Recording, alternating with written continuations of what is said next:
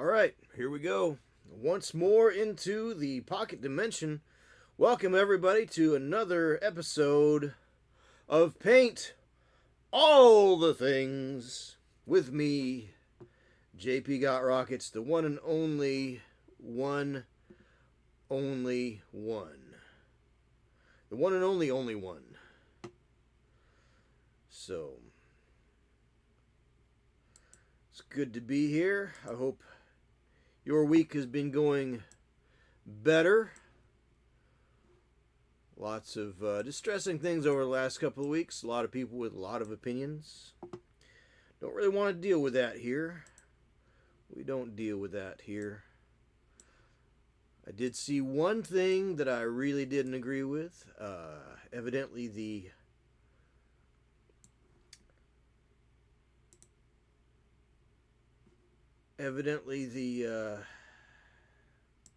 Warhammer Plus community manager made a little quip about those who celebrate 9/11.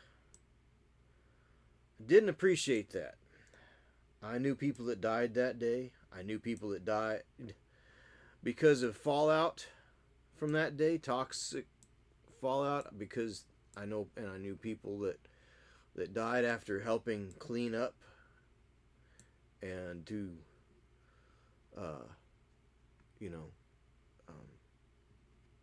rescue work or there. And I didn't say what you will about some of the other current events, but that I just got to get this one off my chest, folks, because I don't really do politics here. We just don't really, not the thing. My take on politics is the government hates you and the politicians are in it for themselves. Be kind to one another, because that's all you got, really, in the end.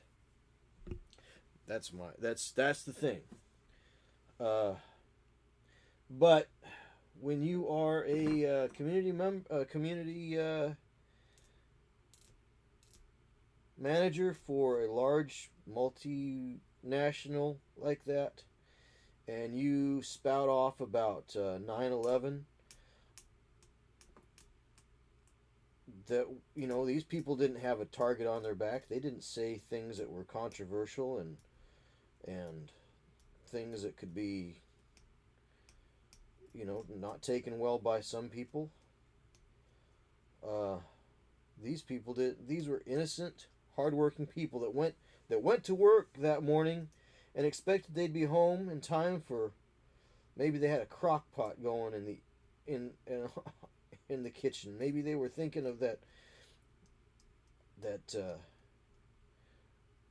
nice smelling beef stew that they had ready. I mean, they were looking forward to that. Maybe they were going to go to their kids' ball game after work that evening. You don't get to ridicule the people that died on 9/11. I'm sorry, that's where I draw the line. Not cool. So hopefully Workshop will speak to the gentleman, and he'll be a little more judicious in what he puts out there. I don't necessarily want him to lose his job over it. Not really. I know I've had my days on jobs where I lost it a little bit. We can all do better. We can all be better people. It was probably just an ill thought joke. But it's not a joke that I find funny. So hopefully he'll grow, learn, and grow.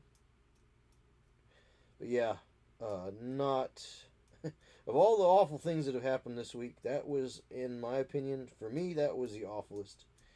You don't get to make jokes about people that died on 9/11. You don't get to say Happy 9/11 to those who celebrate. Nope, not a thing. Not a thing.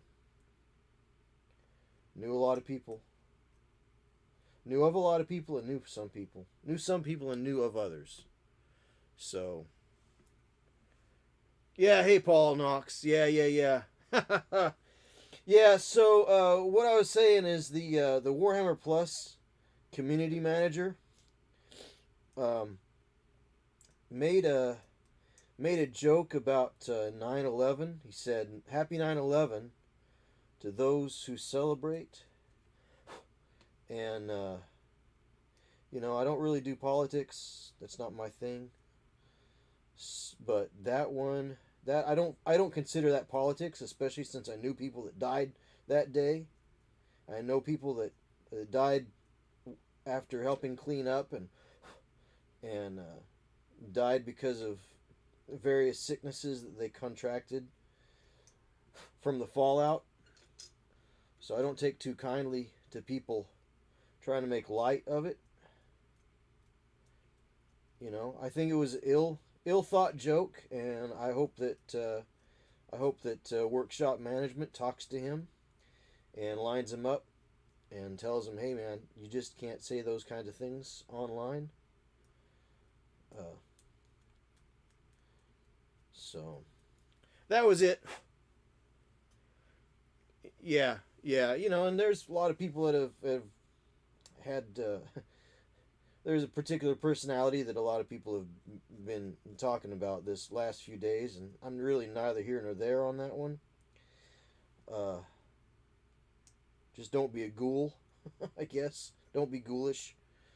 But 9/11, that gentleman kind of had a target painted on his back from the things he was talking about. They were controversial. So for someone to pop off and do something, not really unsurprising. It could happen. Not saying it's right by any means. But talking about 9/11 like the way the gentleman did from Warhammer Plus, not cool. Just really not cool. Because those people, they were just average, everyday people going to work. So, anyhow, I just needed to get that off my chest because I saw that come across my feed and I was like, come on, man. That's, of all the worst things that have happened over the last week, that was the worsty worst, right? So, anyhow, that's all I got to say about it. Thanks for stopping in, Paul Knox 505. Appreciate you being here, man. So you did come in at a weird spot, but that was just kind of like my opening rant. I just don't. I didn't take too kindly to seeing that. I just didn't take too kindly to seeing that particular post by that guy. So, but anyway, we're just gonna be doing some building some Space Marine Terminators here tonight. Finishing up these guys for my Nova Wolves Space Marines. There are orange Space Marines. So I'm building because paint season will be wintertime. I'm building so I can prime. We're moving into prime. Did I see the new Calgar though? Yes, I did. Kind of cool. Pretty neat. So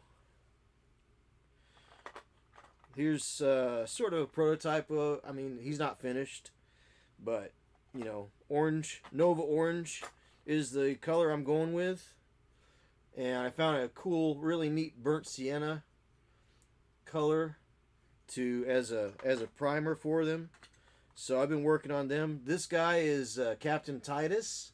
Now I scraped off the Ultramarines bits from his knee pad and his chest there. So basically I made him chapter agnostic. So He's going to be my. I'm going to use him as Ragnar Blackmane, so I can use the Space Wolves Codex for my Nova Wolves. So, and I'm thinking, I mean, I like Calgar, but I don't know that I could. I don't know. Could I use him as Arjak Rockfist or something, or a Space Marine? Space Wolves leader in Terminator armor? I don't know. Probably not. But then again, I mean, since I'm using a non-chapter specific color, I could flip back and forth between codices, and actually, I could play him as Ultramarines one week and Space Wolves the other. Although I will say, I tried 10th edition this past weekend. Too many moving parts for my taste, but maybe it's just because I'm not used to it. But it felt very sloggy, very clunky. So again, I'll play my games the way I want to play them, and I'm working on my own set of rules so I can play with the toys that I have the way I want to play with them. I don't know. I'm just not a fan of the way Workshop writes their rules. They don't feel snappy, I don't know if that makes sense. They just don't feel like they move. They don't feel like they move well, Even using the. Sorry if my fingernail's a little dirty. I'm a manual worker. I work construction, and things are what they are, right? They just don't feel snappy. There's too many. It's like, so I come from the day. Hear now, children, of the days of the days long past. So I come from the day when you look at the troop and you have the profile of the dude gives you the ballistic skill and leadership and all that stuff, and now the way they're laid out on the unit cards is the information is kind of all over the place. So the ballistic skill is actually connected to the weapon. It's in the weapon profile as opposed to the trooper profile, which is just hard for me to parse when I look at it quickly. So, let's see. Paul says, I like keeping the kill team all small and all contained. Yes, me too. I really do like kill team. In fact, I'll do you one better. Shadow War Armageddon. So I've got Shadow War Armageddon. I've got Kill Team 2021, I think, on the shelf. I bought it basically because it had orcs and kriegs, which I'm more of an orc player than a krieg player, but hey, we finally got plastic krieg. I had to indulge that,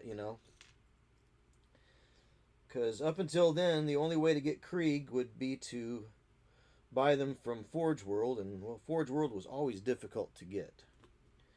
So, but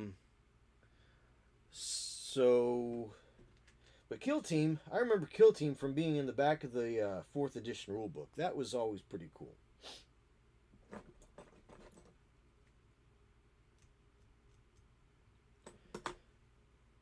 Yep. Yeah, nice. Let's see. Current project painting a Saturnine Terminator for Naomi of Sword and Steel. Nice.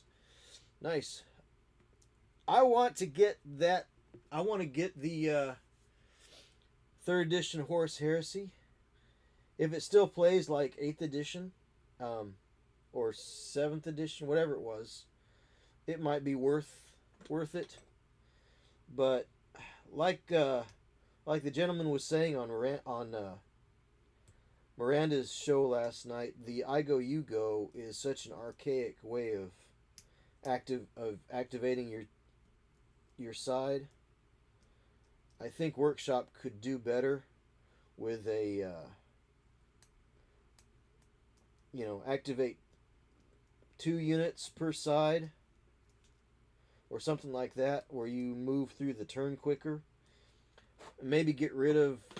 They sort of have done this with like what's it, lethal wounds, or it used to be mortal wounds, I think, but I think it's lethal wounds now, where it's like you roll a 6 and you don't have to roll to wound; it automatically wounds. So if you roll it on the hit, roll a 6 to hit, and it automatically wounds. So I think they're moving in the right direction game design wise with that particular thing. They just need to figure out a way to make that phase faster. Like if okay, so you can fly through a transdimensional space full of gribbly monsters that will that will basically make your worst nightmares come true. You can fly through this subspace sort of a thing. You got spacecraft that can get you across the expanse of the void in months, if not weeks or days even. And you can't come up with a weapon that kills something when you shoot it. I think that's a little odd for a science fiction game. I think you should be able to, if you have all this wonderful technology, how come if you hit something with a weapon, it A, doesn't die, and why is it that it works better to run across the battlefield and hit it with your sword? You know? Ponderable imponderables. GW need to calm down. Yeah, they do. They need to figure out how to get their rules a little bit tighter, I think. I think if you had simpler rules, it would encourage larger armies, because the gameplay would go faster. So you could get through a larger game in shorter amount of time. Would it be flavorful, though? I've been seeing a lot of people look at one-page rules and they say, well, there's no flavor to it. Well, I'm not sure what they mean. Are they saying that because they don't have any lore? I think some of it comes from not having lore. But if you've bought Games Workshop's models and you're using Workshop's models to play one-page rules, you already know the lore. The lore is in your head. You don't have to be explained what a Space Marine is anymore. You don't have to be explained what a Tyranid is anymore. So, is it the way the rules interact, or what they might fail to model? I don't know. I've seen that. I've heard it said. I'm not sure exactly what that means. There's a couple of videos on it I think I want to watch. I just haven't had time. I mean, surprisingly enough, I only have so many hours in the day. 10 of those hours is work. So, work.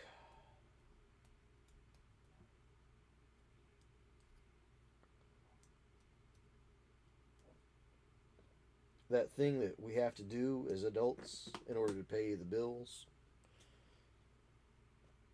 Yeah, lore is in your head, exactly. Once you learn it, you don't need to learn it again. Lore is in your head. It's the story part of the game, but the game in itself doesn't tell the story. You tell the story as you want to tell the story. Of course, there are people that want to play narrative games, but they bring they bring tournament armies to a narrative event. That's not cool, right?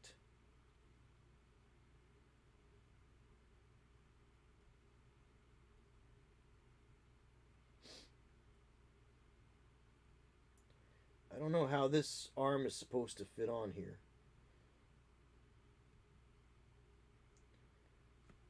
I assume it's supposed to fit on like that. These Terminators are just a little bit better from an anatomical um,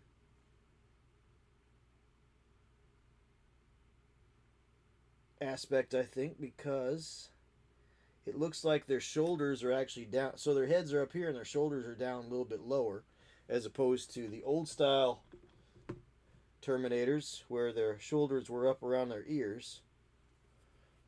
So Paul says if Warhammer ended, it would be Tyranids or Chaos, right?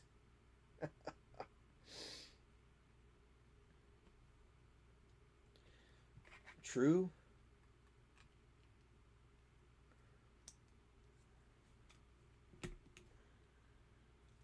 So these are the push fits from the. I got these for $30 from eBay.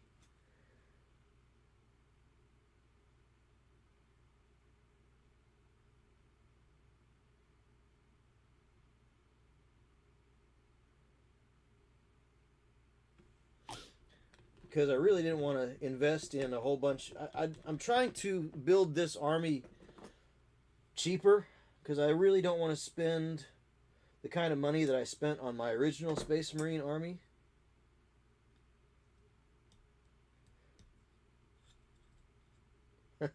If you know what I mean.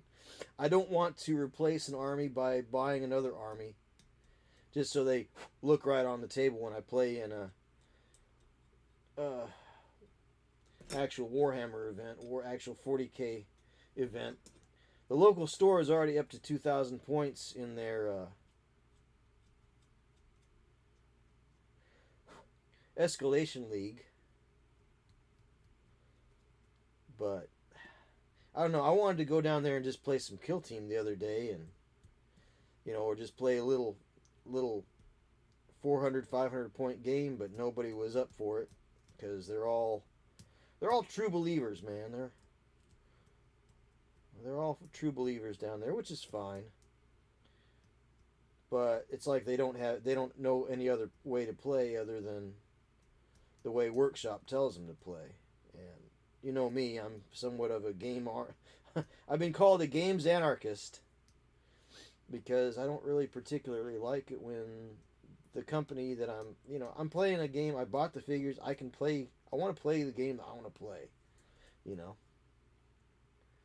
I don't need to be told how to play by a faceless corporation. Actually, it's not really a faceless corporation. It's a lot more faceless than it used to be. I'll tell you that.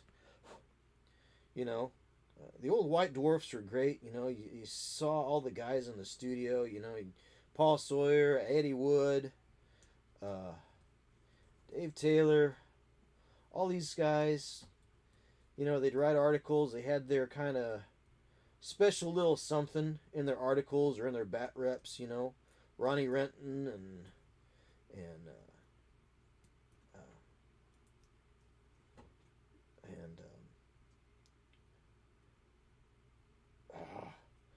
my brain just pooped out on me. The other guy, the guy, and that other guy. I can see his face in my mind from the bat rep. It'll come to me in about 10 minutes after I'm talking about something else.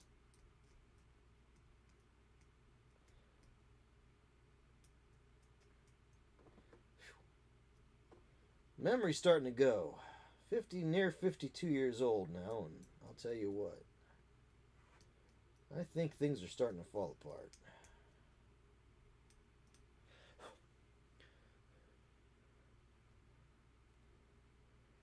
Let's see.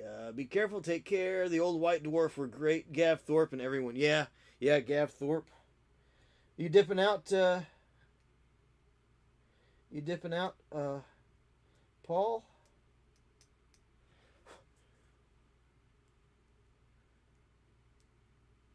Oh, the push fits are difficult. I see what you're saying. Take care. I thought you were saying yes, yes. I do want to take care. I tried to pre-fit one the other day and wound up twisting the peg off as you know I tried to get the right fit, the right angle, and everything, and when I went to pull the arm off, it nearly twisted the peg clean off. So I see what you're saying. Be careful, take care. I got you. I got you. Uh, duh, man. Chambers, Andy Chambers. That's the name right there, Andy Chambers. When he had hair, even. There was a time, believe it or not, when Andy Chambers had a hair. Now that's a long time ago. I think that was in my first White Dwarf ever, maybe second. There were two. There were two issues of White Dwarf at the little local bookstore. Now, mind you, this was in the days before internet. There was no internet. Well, technically there was, but this was well before consumer electronics had come to the fore. So, but yeah, Gav Thorpe, Andy Chambers, Adrian Wood, Paul Sawyer, and then in the 2000s, early 2000s, there was like that was kind of the heyday, especially the painting articles that Dave Taylor did. Those were top drawer because there was a lot of photos where he kind of they were close up photos, and some of the paintwork was a little, I don't want to use the word sloppy, splotchy. It was impressionistic, let's say that. It would have been just fine from 3 feet away. But it was a little, the brush strokes were a little bit broad. Things weren't blended. But it kind of encouraged me in the method of painting there.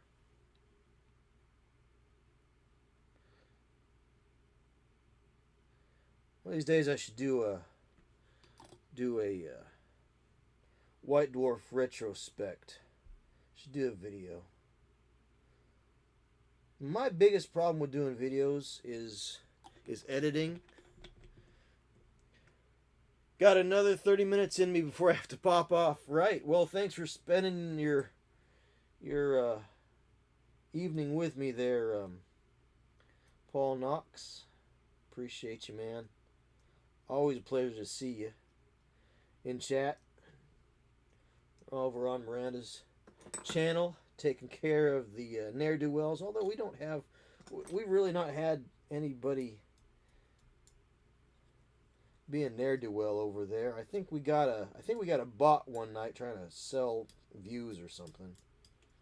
But I mean, we really don't have. I mean, honestly, this is actually a pretty cool hobby. We don't get the trolls and the crazy stuff that like the video gamers get. So, we got a really good. The hobby community is very gentlemanly, ladies and gentlemanly. I don't know what you call that, genteel. It's very genteel, right? Generally speaking, unless you make crude jokes about September 11th. Not cool.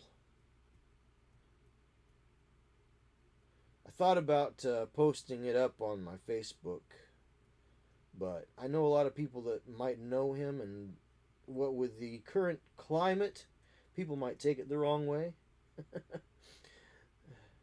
Because because sometimes people like to read things into, use their bias to read things into and say, "Oh, you said this about this thing. You must think this about this thing." And I'm like, "Well, no. Uh, I just I take umbrage when people talk about something that affected me secondhand personally, because I did know people. I don't know. Is it personal if you know somebody that? Would that be personal or would that be secondhand personal? I don't know. I mean, either way, that was a horrible day. Led to a lot of horrible things.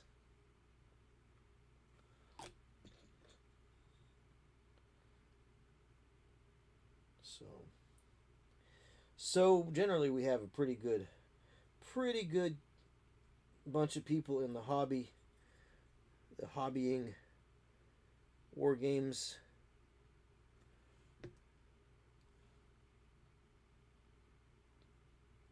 world.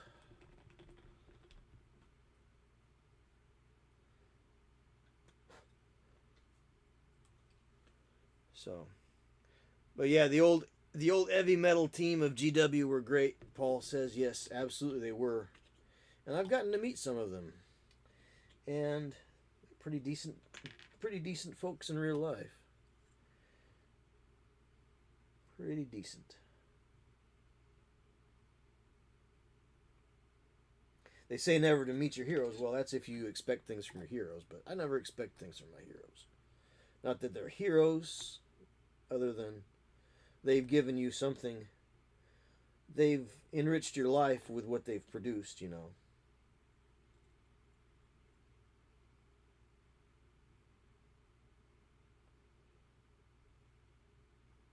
Heroes is really too big of a word, but hobby heroes, you know, that's a thing. That's a valid concept, I think.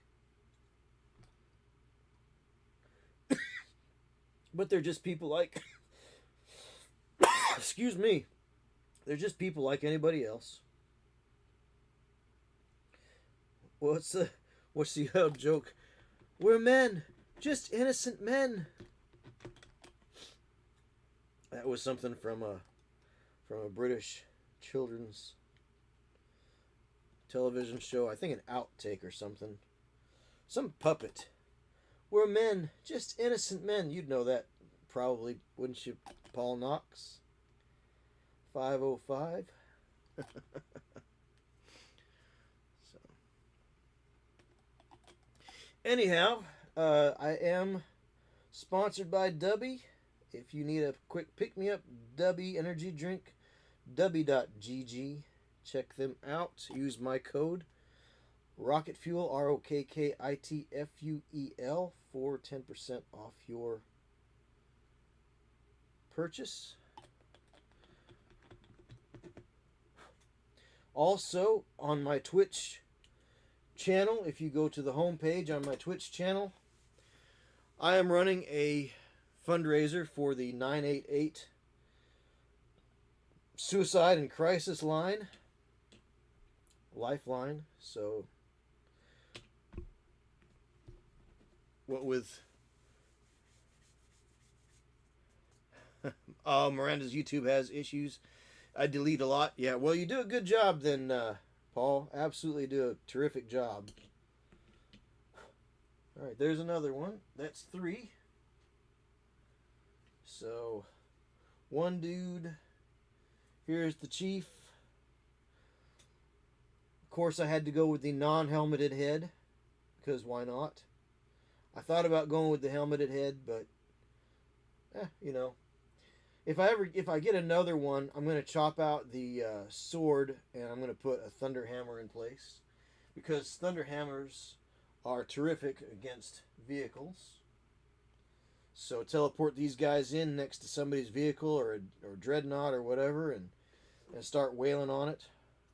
Oh, I'm missing the back plate for the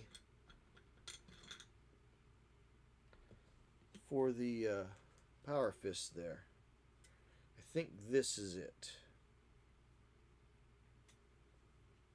Yeah, I think this is it. So.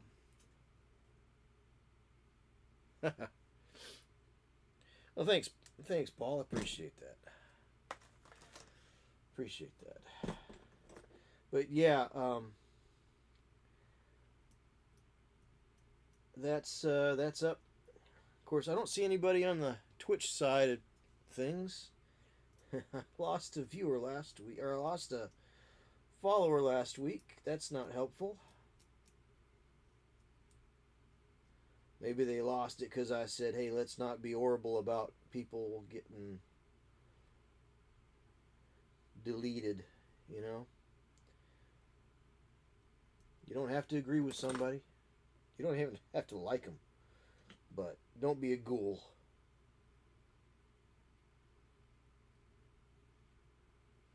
Don't be a ghoul.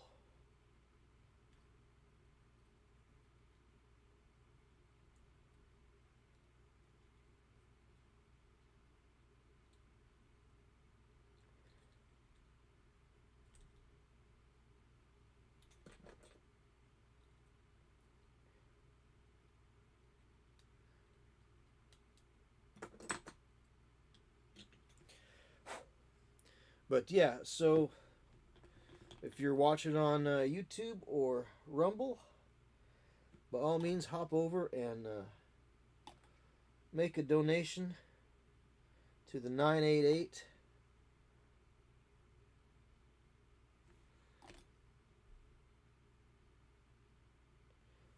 Suicide and Crisis Lifeline, because there you might just help somebody.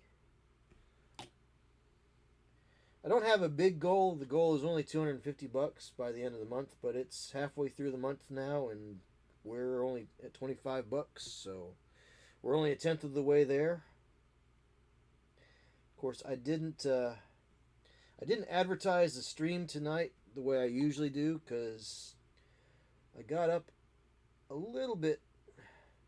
I won't say I got up late this morning, but I had to hustle.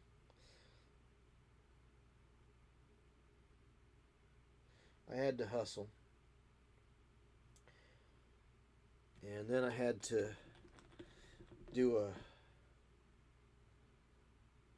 come up with an estimate for somebody. So I wrote up an estimate, and then I went to the other job that I'm working on. So, yeah, it was been a busy day. Very busy day. All right, what else have we got here?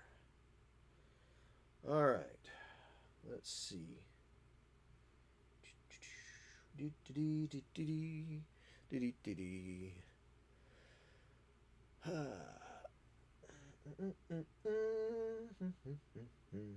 $44, $48, $46, $39, $42. Hup, hike. All right. Let's go with 9, 10, 11. Yep, so we'll just follow the numbers. So 9, body number 9, number 9, number 9, number 9. Internet points for anybody that knows what I'm saying. Number 9. If you know what that is, you might need Geritol.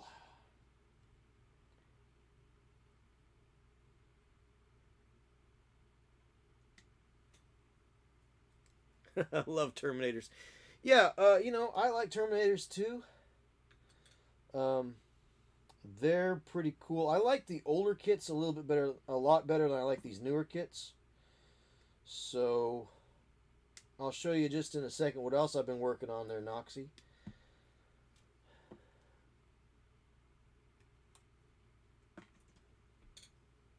That's what I would call you if I met you in real life. I'd be like, hey, Noxie, let's go for a pint. You should come over for a visit sometime, man.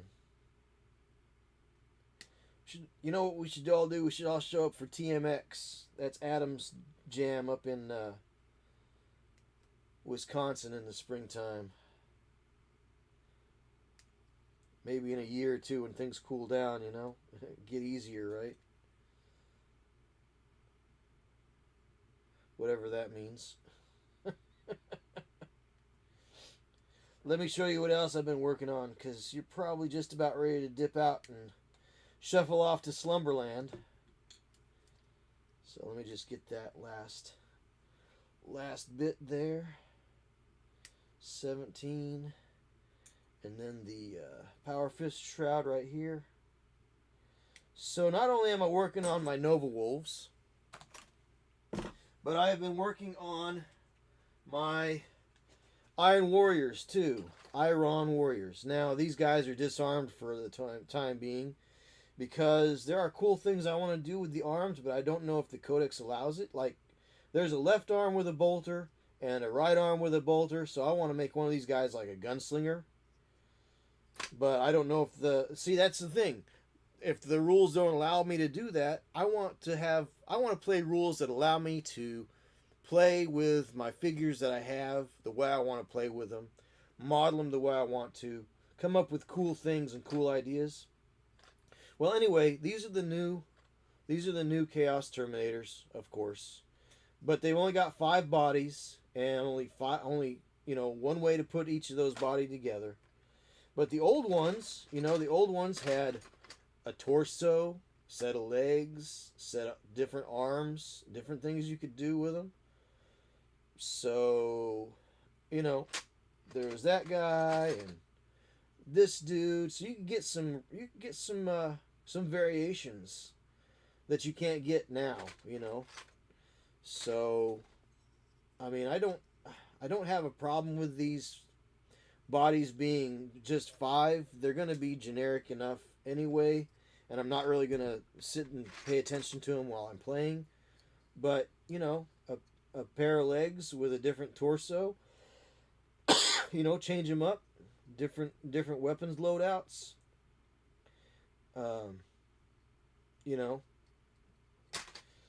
So yeah, I like the old Terminators a little bit better. I think he had a little bit more variety.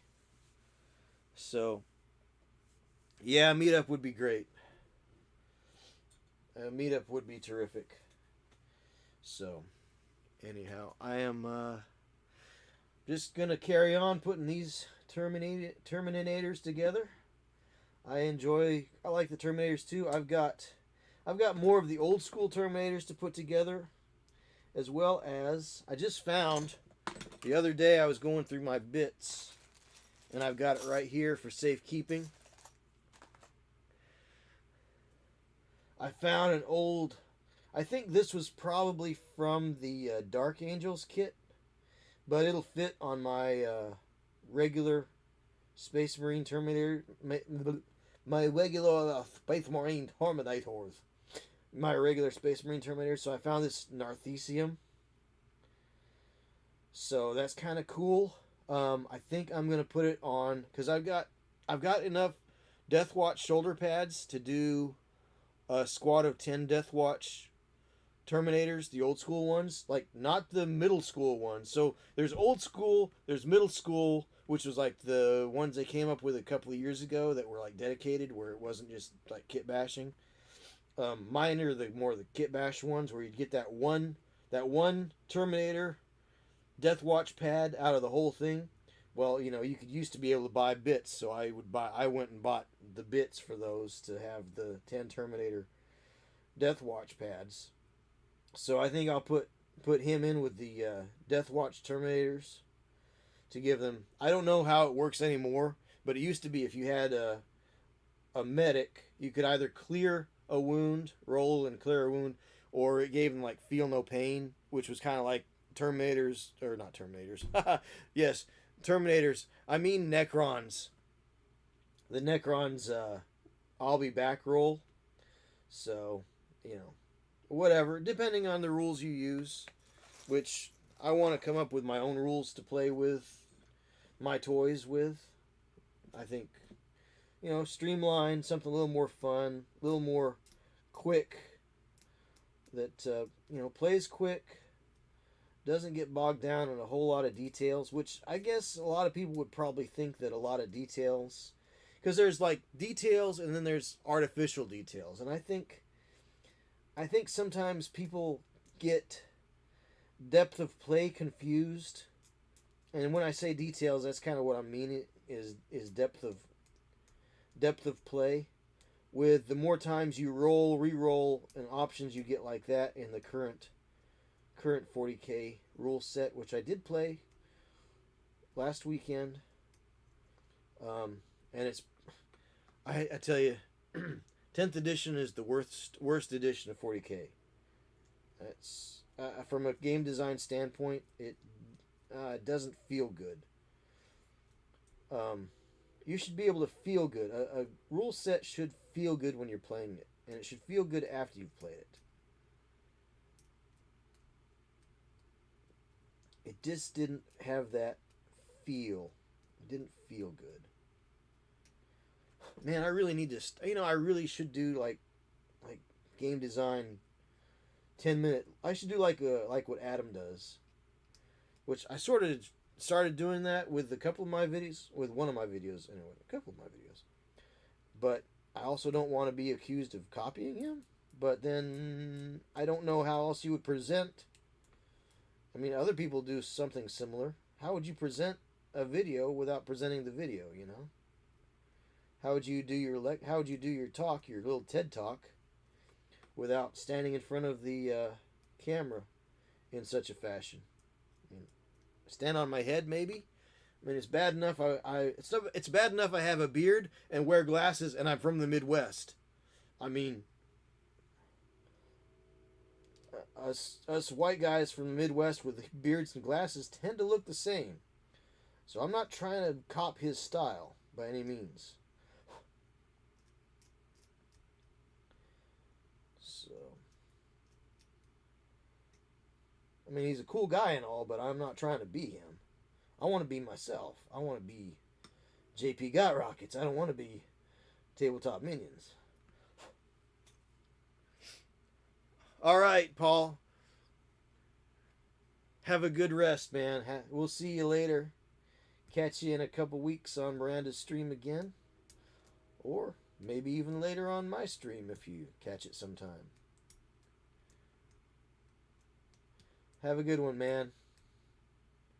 Off to Slumberland.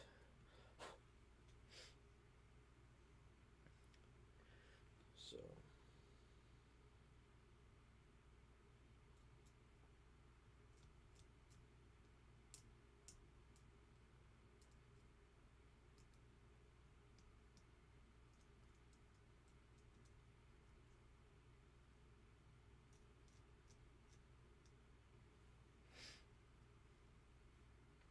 So anyhow, that's I don't know.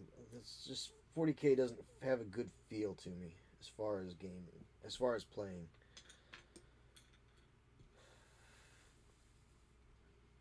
So I want things that move fast, where elites actually act like elites. So your Space Marines, being your elite troopers, should actually function like an elite trooper.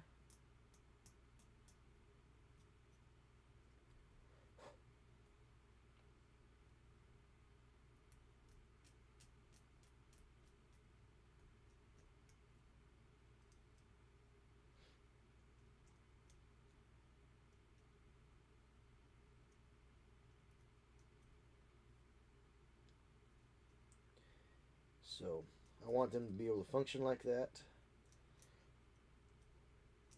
I want to have them have the battlefield effect that they should have. And if you talk about balance, well, I mean, balance is important for a game. So instead of taking 10 Space Marines, maybe you take 5 or 3, you know.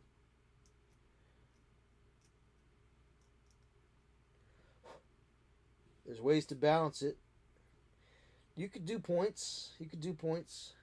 Or you could just look at it and see if it looks like a fair matchup, you know. You know.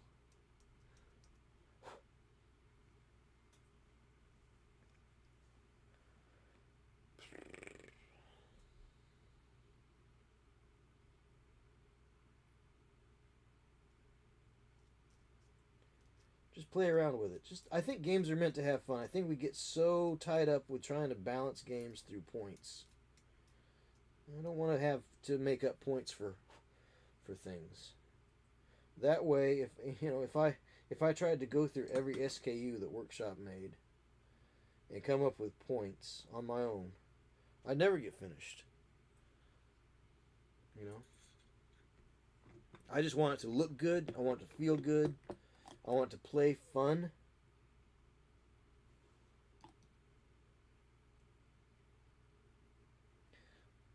I want the toughest dudes to be tough, and I want the weakest dudes to be weak.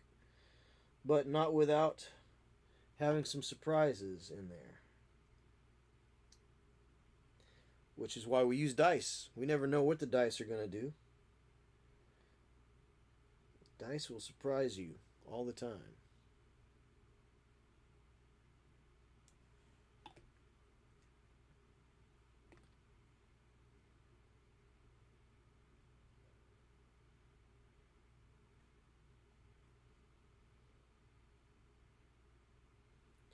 Some people don't like dice games. I got a buddy that will not play a dice-based game.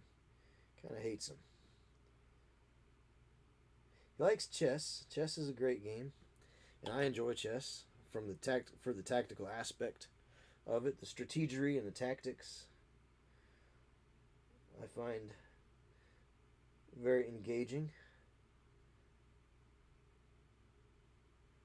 But I also like the idea that if you've got a weaker trooper with one good shot, he can change the tide of the battle. Time and tide. Time and unforeseen circumstance befall us all. Even a power-armored super soldier in the far-flung future could be taken down with a slingshot. Could happen. You hit a power cable or something, and you short it out.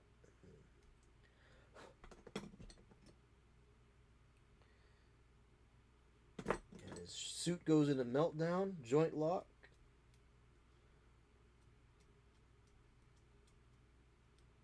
Those things could happen.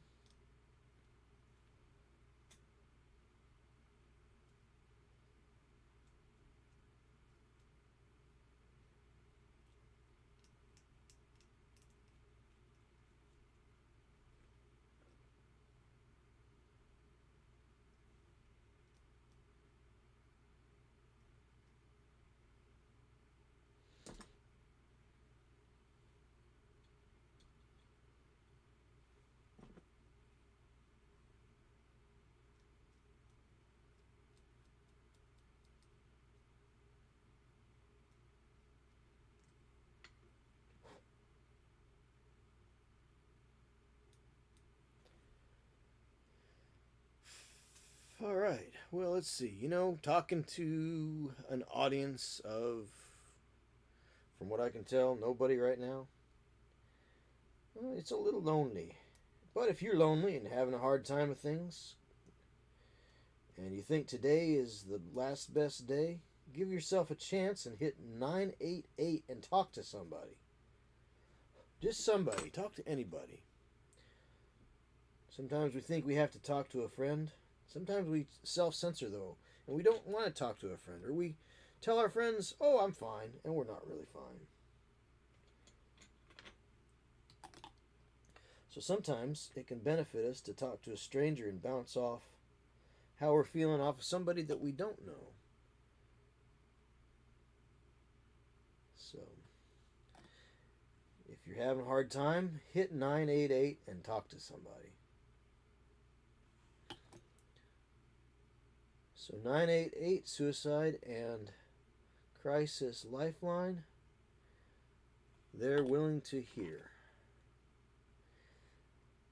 And that's what this month's fundraiser is over on my Twitch page. All you got to do is open up the browser to Twitch/JP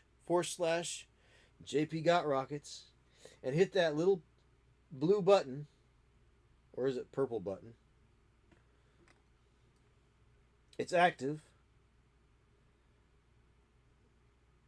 Just donate $5, $1, $5, whatever you can manage.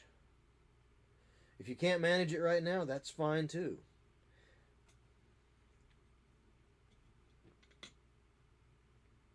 Times can be tough. Times is tough.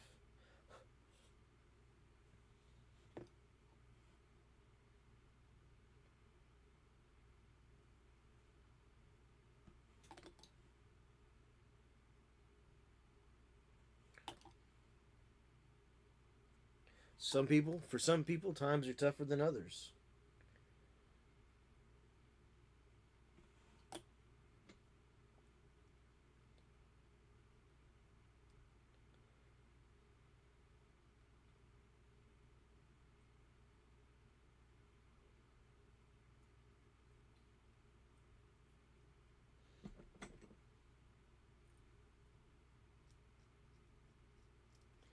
Did a quote today for a gentleman whose father is in declining health in aged years. So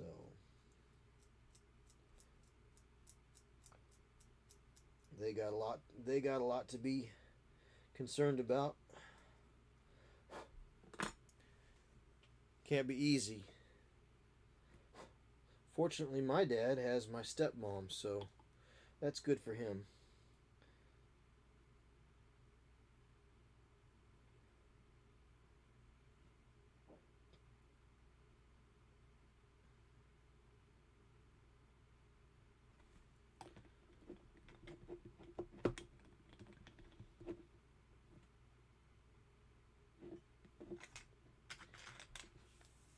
I should visit them sometime soon.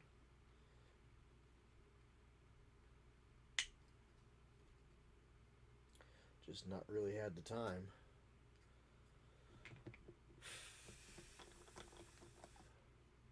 To get away.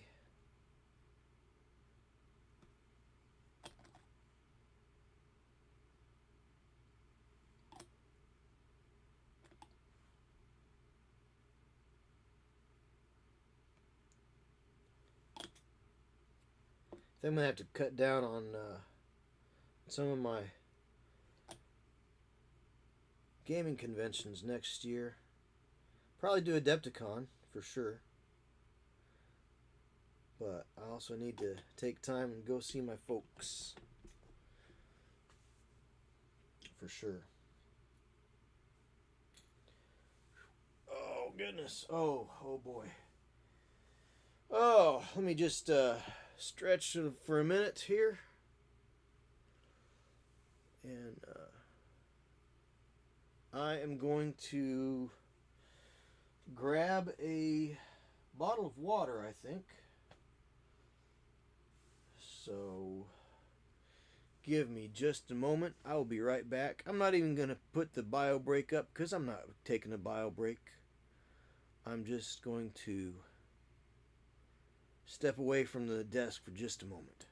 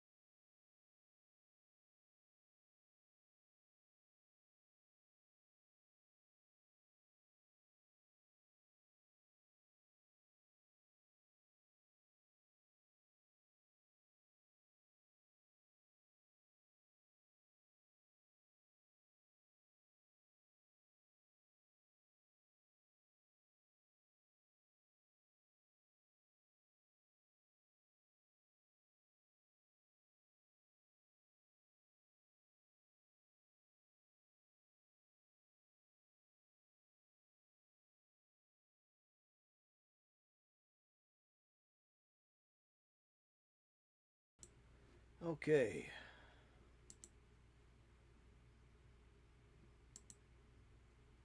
Alright, here we go. Alright, and we're back. I'm just gonna drink a little water. Do a little dance and drink a little water.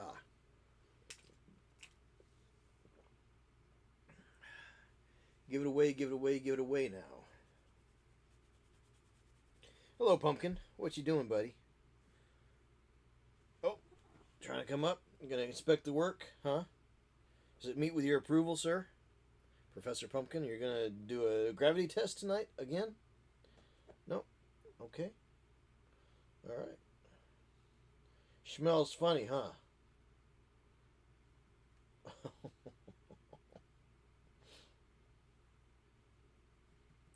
Well, you know, I would pet you, except whenever I pet you, you get all the hair comes off. So, all right, buddy. All right.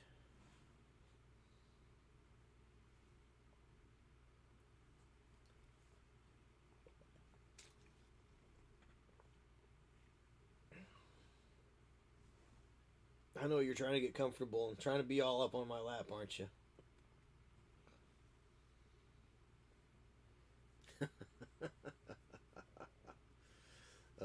Pumpkin, you're a good boy.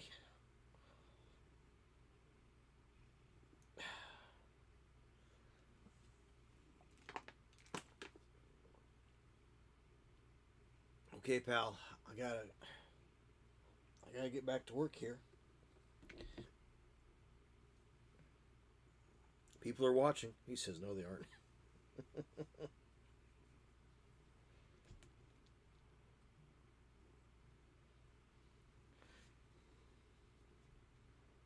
Are you trying to help?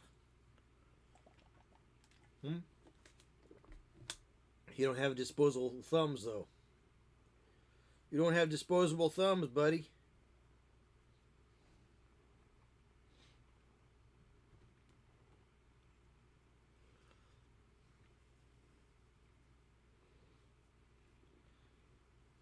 All right.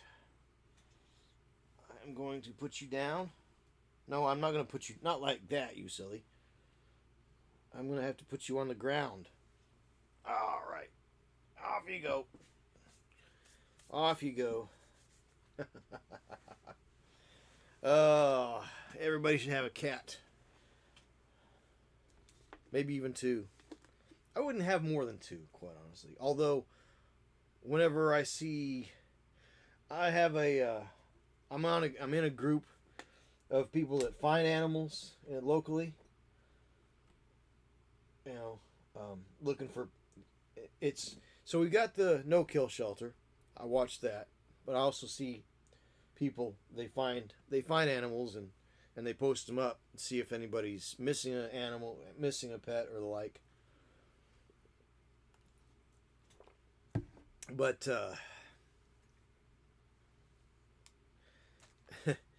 sometimes they get some of the cutest little kittens that somebody just dumped off somewhere, and there's two of them, and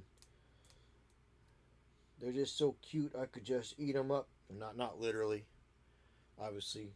Just but I don't think I'm thinking, man, two cats, two little kittens. I would love it, but at the same time, you know, that would be three cats. I'm not gonna do three cats. No, no, thank you. Um, I need to get Pumpkin a buddy because he's always so mopey after I come back from a convention. He needs a buddy, keep him company.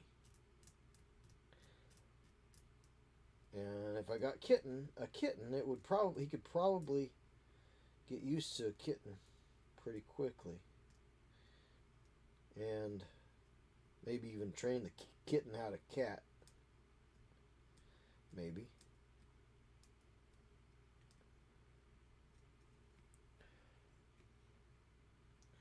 But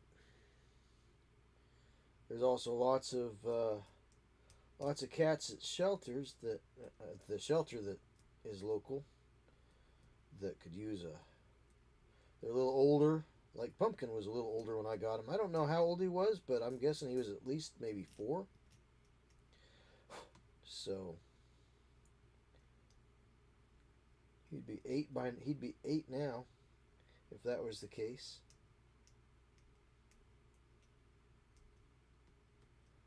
So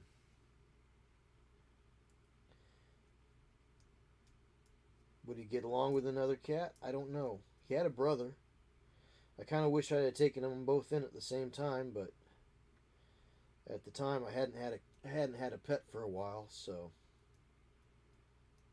I just figured I'd just go with one to begin with, and I just never, I didn't feel like at the time I could take on another one, or else I would have taken his brother as well, but only after it passes. So do I consider I could do it?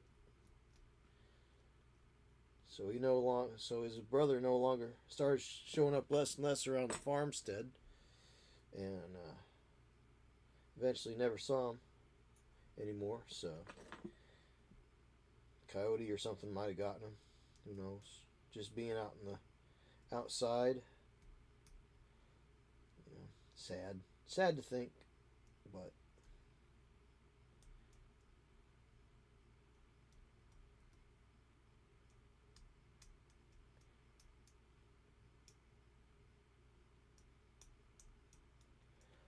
I should have.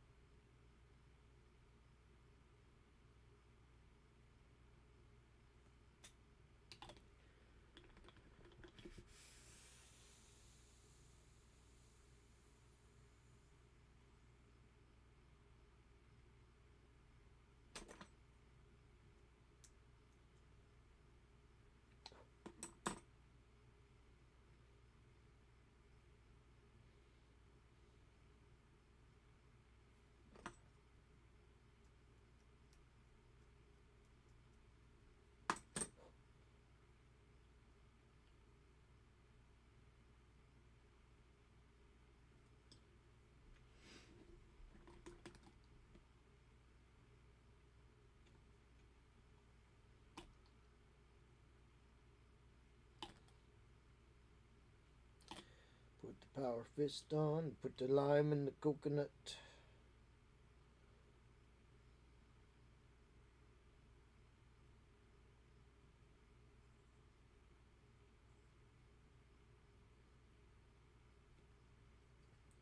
Seems to be a lot of swing in this particular arm location for these guys. Hard to tell whether or not it's the right position to put it on. It doesn't really lock in. So, which is maybe good, maybe bad, I don't know.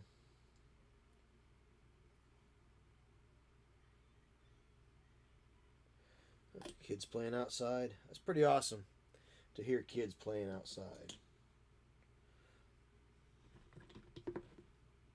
A lot of people feel like kids don't get out and do anything these days. Always stuck behind a screen. Rah, rah, rah, rah. Well, I'm here to tell you, kids do play outside still. At least in this neighborhood.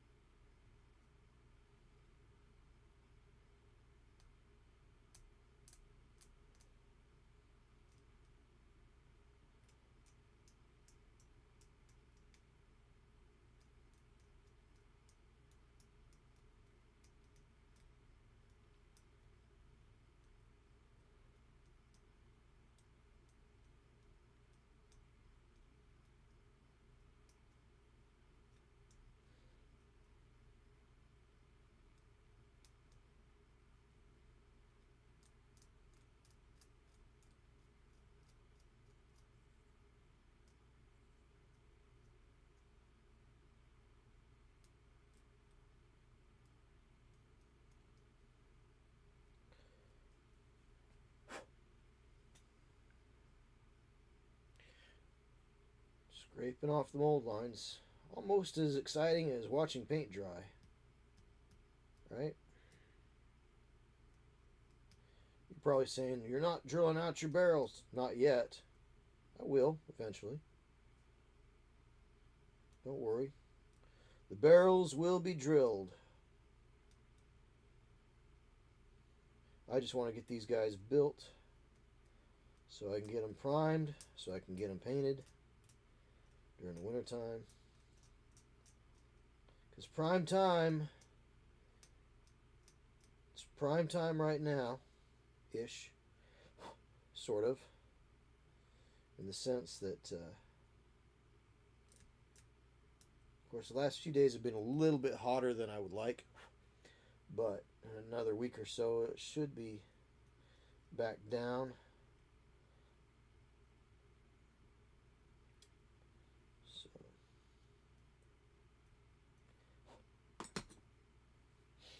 yeah, I'm looking forward to doing these orangey orange guys up.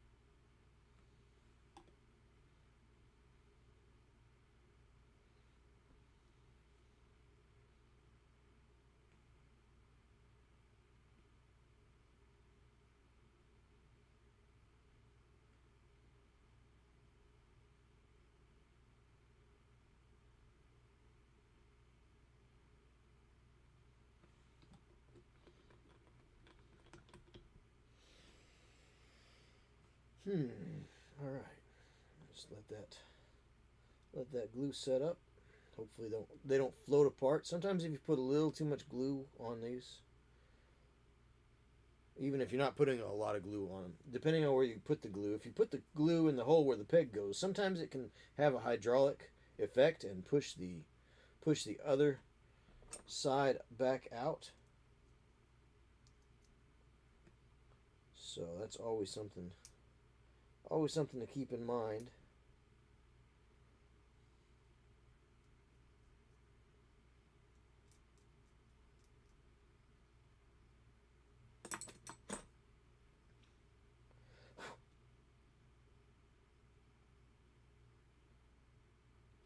Squish her close there. Squish, squish, squish, squish, squish. Just a little touch right there, maybe to clean up, maybe to fill. Hopefully I can get a little bit more of the plastic to melt there and let itself fill the gap. Maybe. If I get a little bit of a bead going, sometimes that's a good thing too. Let me use my little helper here. So we'll do that. We'll leave that there. And we'll concentrate on the noggin.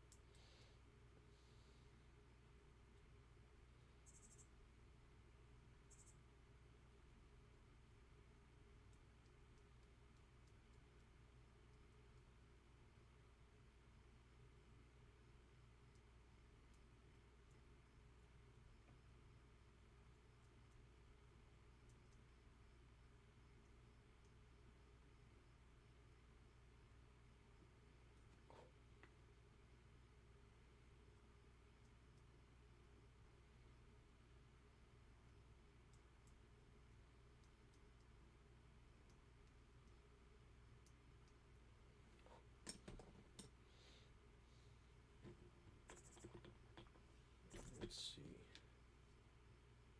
Yeah.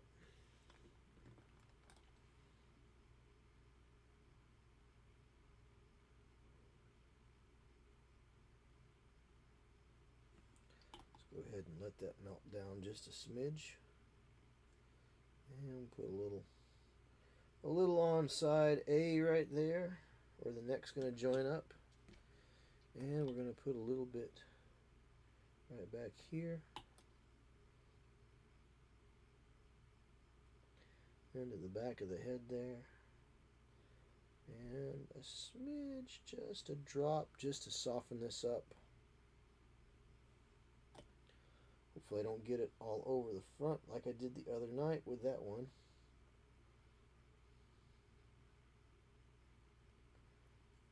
There you go.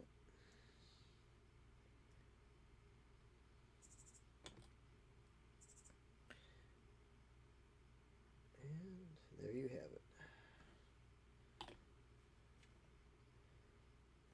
In there, all together. All together now.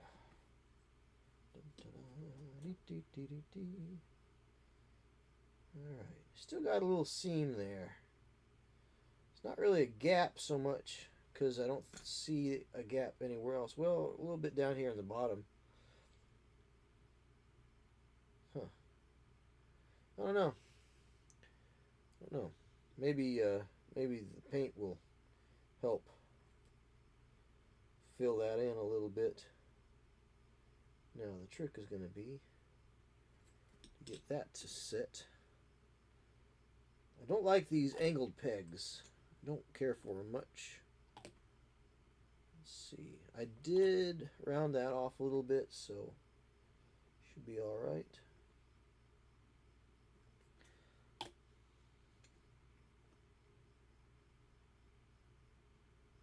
There we go. There we go. He's coming for you. I'm the Terminator, and I'm coming for you. I'll get to the chopper. I'm the Terminator, and I'm coming for you. Ah. For this and other bad impersonations, join me, JP Got Rockets, for Hobby Hijinks in the Pocket Dimension on my channel, where we paint all the things.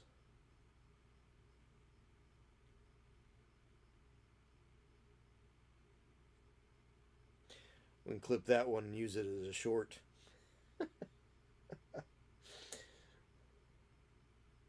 Alright, very cool.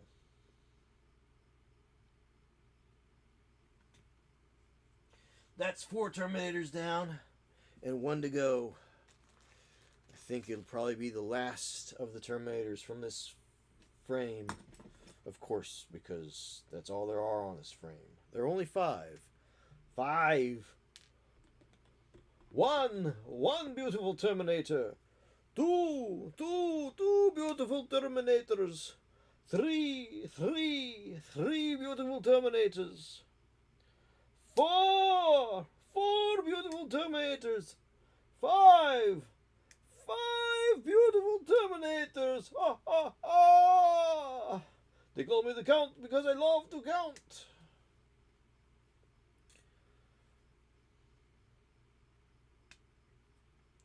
And of course we know which bits these are going to be because they're the only bits that are left. There's no guesswork on these. I don't have to even check the numbers. Did you check the numbers? Check them again.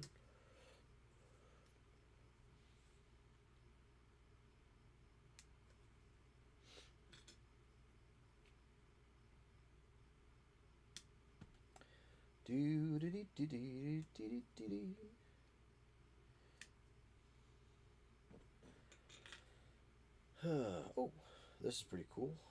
We got a little pile of shells right there. That's kind of nifty.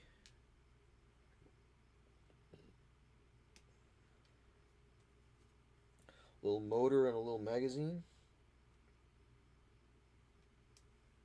Although, I mean, if this is a magazine and this thing and this rotary cannon acts the way rotary cannons act, I don't know if he's even got about 2 seconds worth of ammunition there. Really, he should have. This could be a really crazy. This could lead me down a rabbit hole. But he should really have a. He should have an ammo feed, and it should go back here and into a backpack. And that hopper should be like, well, for a bolter, it'd be huge because they are .75 caliber, which is 3/4 of an inch. That means that weapon, the bolt round is like nearly that. Well, it's from here to here. You can't see it. Probably can't see it there. It'd be from this point to about this point right here. So that's how big across. So that's a bolt. That's around the size of my thumb. That's .75 caliber. So, yeah, wouldn't want to get hit by it. And the big Terminator statue that Workshop has is even that's at the conventions. The muzzle seems like it's even bigger around, almost the size of a beer can, really. So, all right. Well, that frame is empty, and I think the other frame is also empty. I think I got rid of that already, though. I thought there was a skull on that other frame. Oh, there is a skull on this other frame. Nope, there's another helmet on this other frame. There's another helmet. That's the helmet that would have gone into the sergeant's body. So, are we clear of any nifty bits?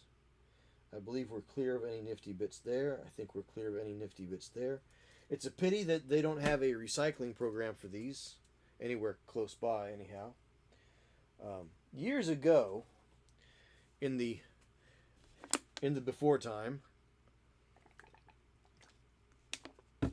there was a company called War Games Factory, and they actually had a program where you could send in your old sprues, and for every sprue in the package that you sent, they would give you one ticket for their monthly drawing. Alas, before I could get things desprued, they stopped that because, well, War Games Factory had some problems internally.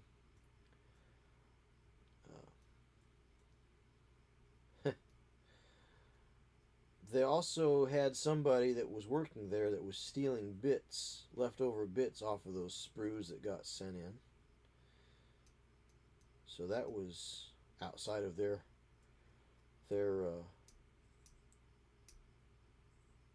work contract. So they would clip the leftover bits and sell them on eBay. But they were clipping the bits on company time. So that wasn't good. Then they had some problems with some of their one of their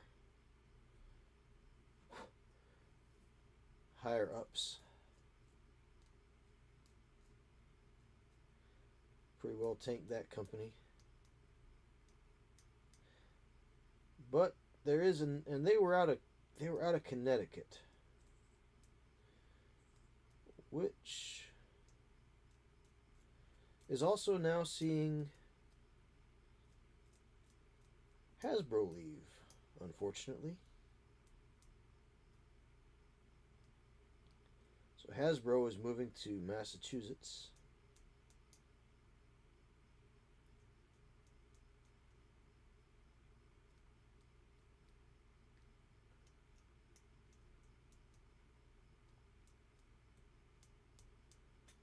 For whatever reason, Maybe they got a better deal on their office space. Because they don't have any factory space up there. Aside from maybe some prototyping. But even that, they actually contract out a lot of sculptors outside, away from their factory. There's a lot of people in the toy industry that do sculpts for the toy industry that also do sculpts for the miniatures hobby industry. They probably get a better price from the toy industry. So, can't blame them.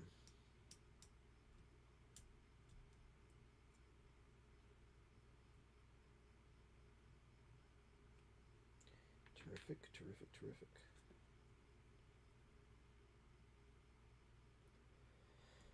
Oh, this week is almost over. Just got to make it through tomorrow. Today was a bit of a struggle. I kept burning out drill bits and oscillating tool blades, so I got quite a bit done, but I had to knock off and spend the last hour and a half of the workday getting oscillating blades, ones that could withstand old plaster. Stuff is tough. It will burn out your blades faster than anything.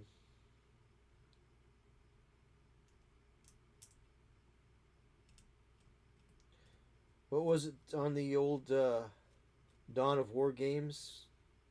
They had the Sisters of Battle. They would say, "Faster than blasphemy." So yeah, I guess those blades you get burn out faster than blasphemy.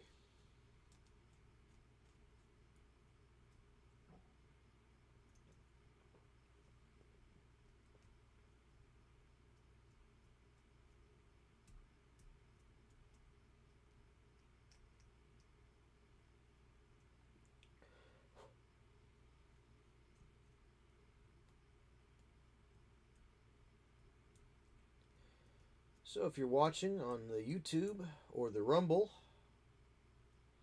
welcome. Just to let you know, I am running a fundraiser for the 988 Suicide and Crisis Lifeline over on my Twitch channel. I know some people don't like Twitch, and that's okay, but if you could just hop over there real quick and make your contribution. Our goal is $250. We have 25 already in the kitty, so we're only a tenth of the way there. Anything you can do to help is appreciated.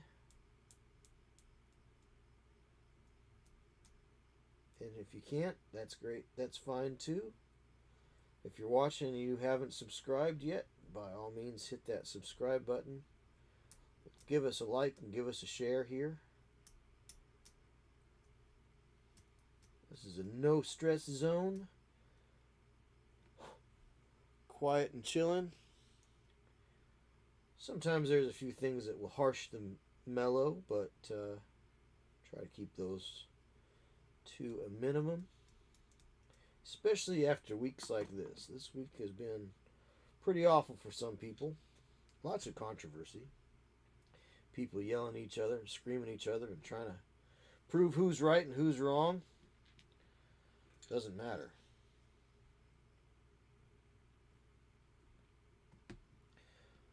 Own the chuds. Own the libs. Not cool, folks. We still got to live here together, you know.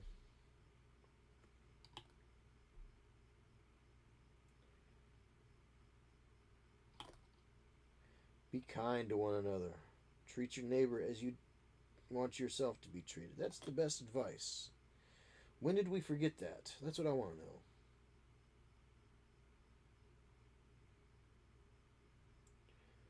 That's what I want to know. When did we forget how to be civil and kind to each other? Everybody's trying to get one over on the other guy. That needs to end. So.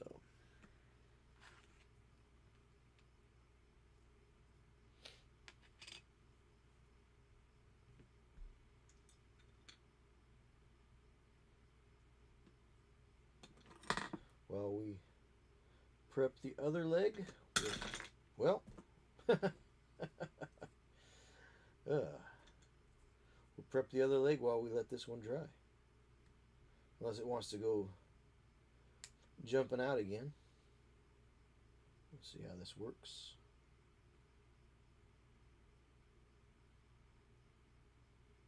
I can't get a good clamp on that, huh? Let's try this. Let's try that. That's pretty good.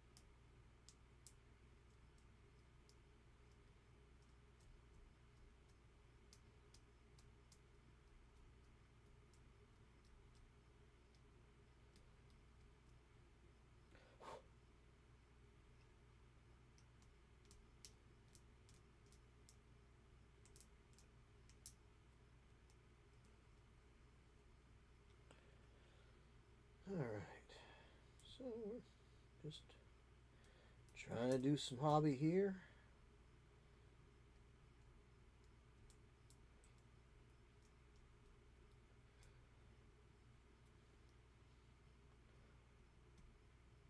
Take a break from the craziness, folks, and pick up a paint brush and start painting a figure.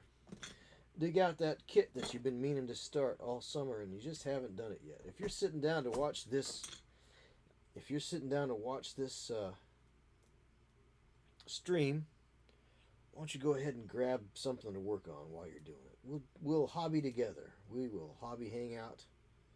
You tell me what you're working on. You can obviously see what I'm working on. My channel, I don't have to tell you.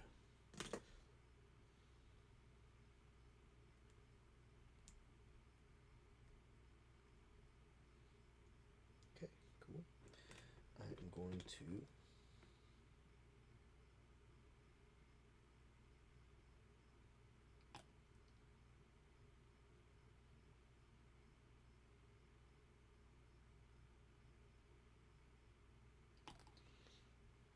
I kind of got off a screen there, sorry.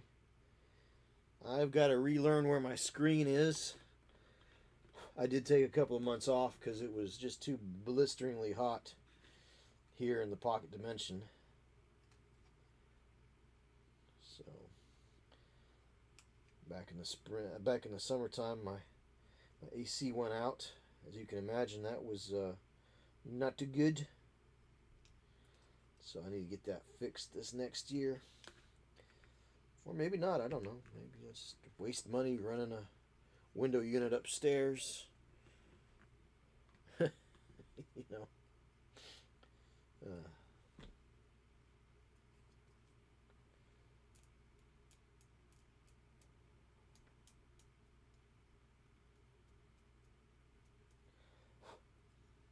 and letting the cold air trickle down. We'll see.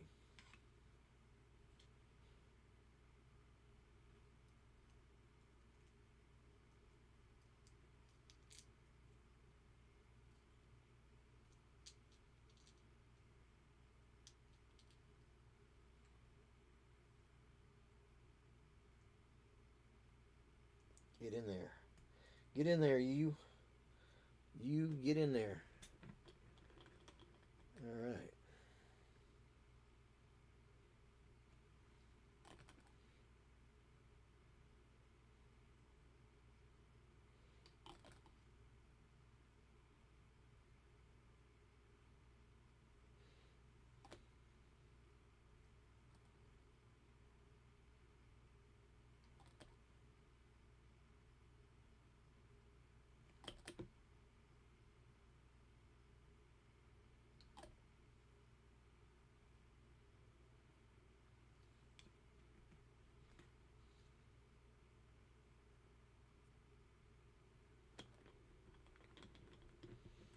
Cool. Looking good. I'll put his back plate on here. Let's clean the mold lines and cut off points off of here.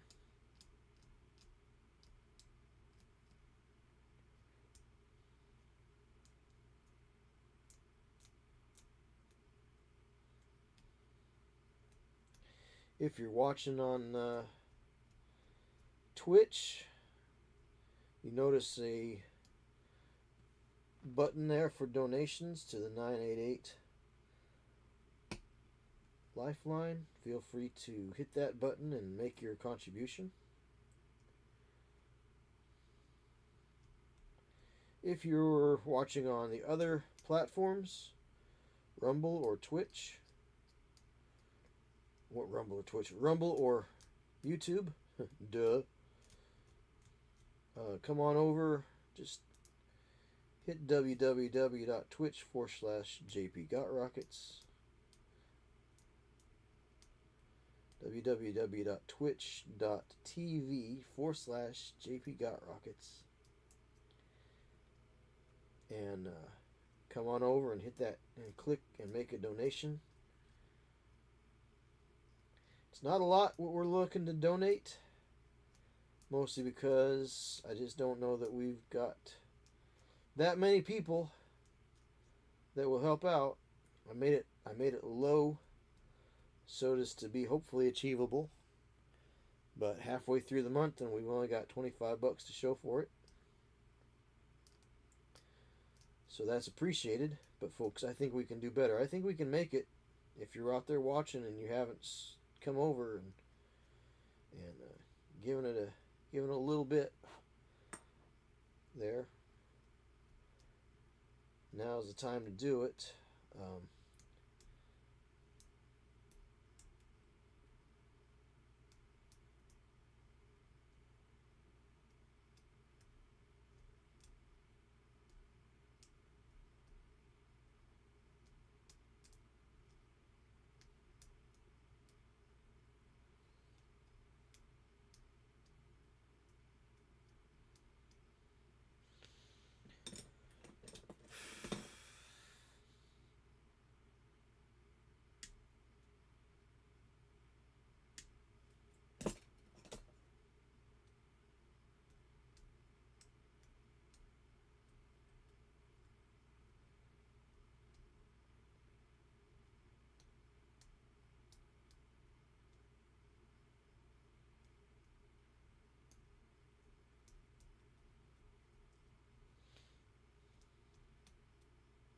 Yeah, I was struggling. I tried 40K 10th edition, and there were enough things that were similar to the older editions that I could see how how it had evolved.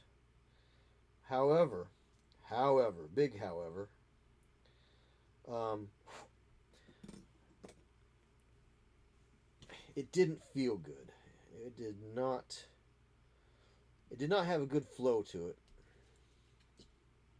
in my opinion. Now, maybe you love it. Maybe you think it's the greatest game ever. Good for you. I don't want to yuck your yum, but my feelings is that there was no reason for a lot of the way that things were done. So instead of having a trooper that has a skill, you have now everything listed with the weapon as opposed to the skill of the trooper.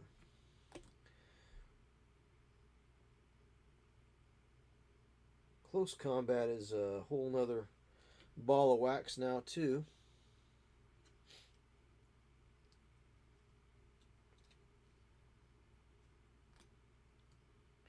You're not looking at strength versus toughness, seems like. Or, well, you're not looking at weapon skill versus weapon skill anymore.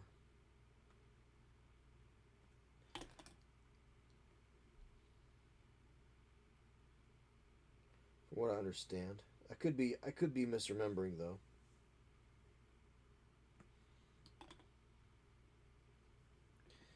It just did not feel good. I felt like I was struggling against the game. Let me put it like that. That's probably the best way to put it. I felt like I was struggling against the game to play it. And you shouldn't have to feel like you're struggling against the game in order to play it and have a good gameplay experience.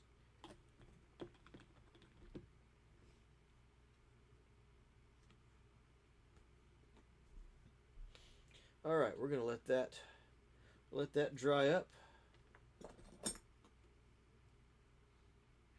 Clamp this bad boy together, I guess. Clamp that together there. And then let's see. Let's go ahead and clean up this assault cannon arm.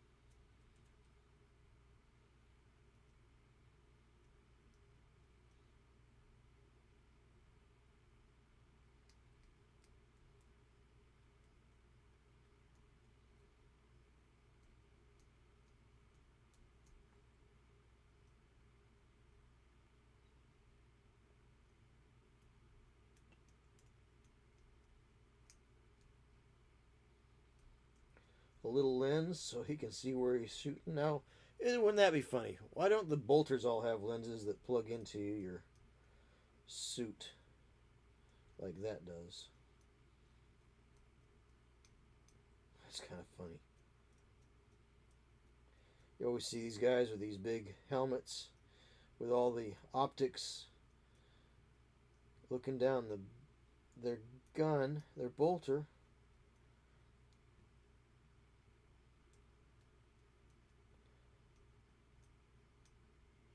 But why? Why? Why? They don't really need that.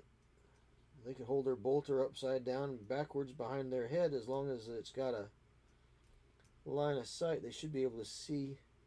They should be able to have their power armor linked into their bolter. Be able to shoot around corners and just use gun cam, I would think. The assault cannon has a gun camera on it. It's right there. Boop. And obviously there's interface with the suit. Boop, power line, probably power line and data cable in there. Would make sense, wouldn't it?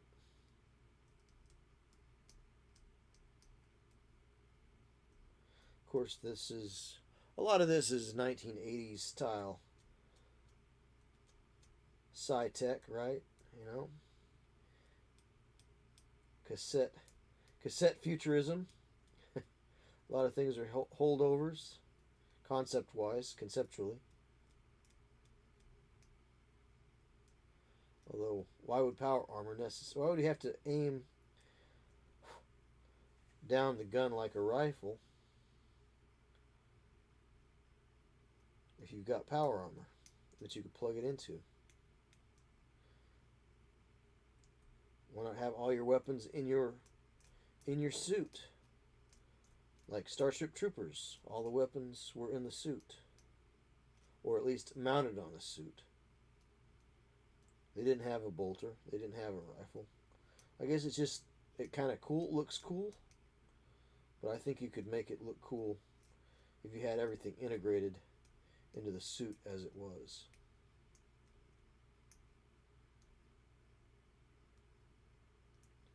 Really, a suit of power armor should really look like a tiny, teeny, tiny mech, right? Not tiny, teeny. I mean, probably be like 9, 10, 12 feet tall, all said and done, but overall, you shouldn't really have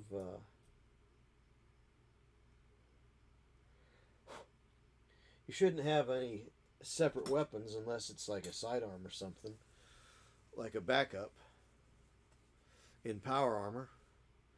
All right, it's almost 9 o'clock. I've been here almost 2 hours. I'm going to take a little bio break, and I will be right back.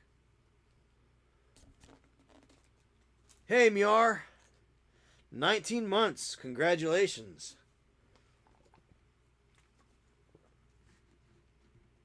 All right, I'm going to take a little bio break. I will be right back. Hold that thought.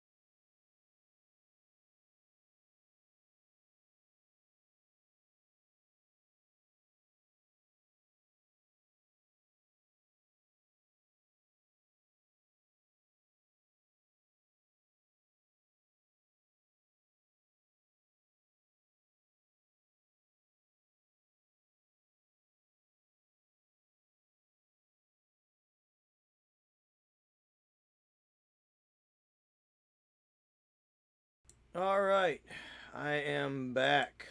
Thank you for your patience. Sometimes nature takes its course, as they say. So, terrific, terrific. Glad to have you all here if you're still here. So, anyhow, I am, right now, I'm putting together the last of 5 Terminators. These are the snap together ones from the starter kit. I got these for 30 bucks from eBay, which is maybe a little more, but five of them for 30 bucks is a lot better than 5 of them for 60 bucks. So, you know, there's that.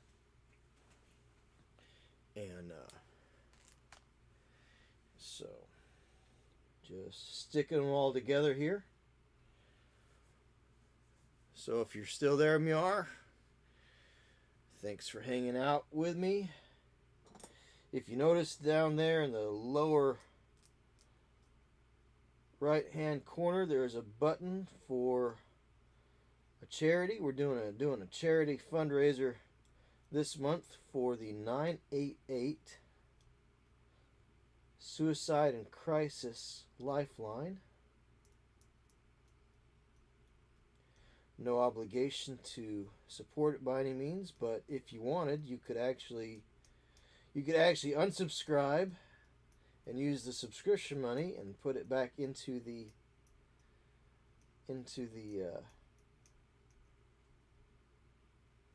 donation there if you wanted to. That'd be one way to do it. If you're a little low on fundage, that's one thing to do, or just throw in $1 or $2.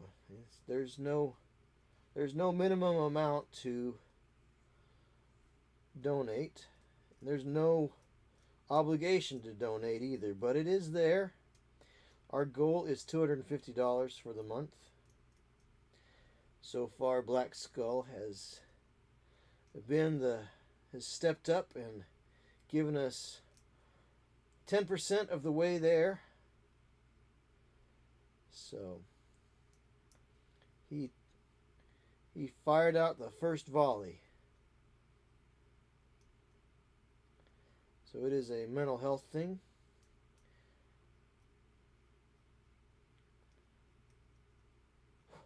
Because I chose that one because I know people that have had their struggles with those things. Self-deletion.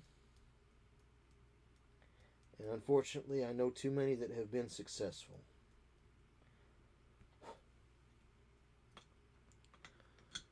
So we got that going on. And if you're watching on YouTube or Rumble, stop on over on the Twitch and if you want to lend a hand that way, you're more than welcome.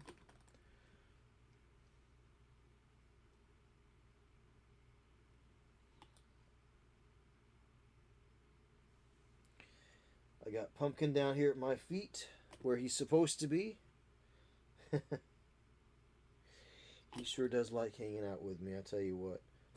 He was in here a little earlier, but I had to put him down on the floor because he was up on my lap, and he was having a good time, but I couldn't do what I needed to do with him on my lap. So if you wanted to see Pumpkin, you missed your chance. But he's down here. He's here. Professor Pumpkin is in the house. Last stream he got up on the up behind me. He hopped up and was about to do some gravimetric studies, so to speak. And so we had to cancel the gravimetric studies. But he's actually done pretty good being in here. He likes to hide out underneath the shelves for a few minutes, and then he'll come out and poke around down underneath the desk here, and he's not quite so bold as to getting up on top anymore. Though he did, well, first time he did that in a long time the other night.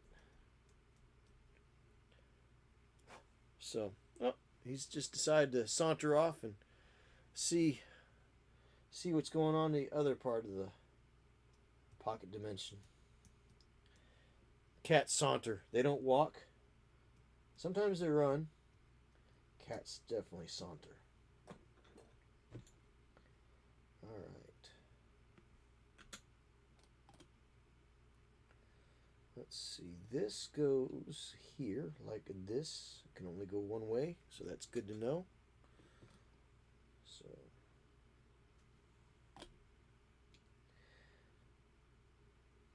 hopefully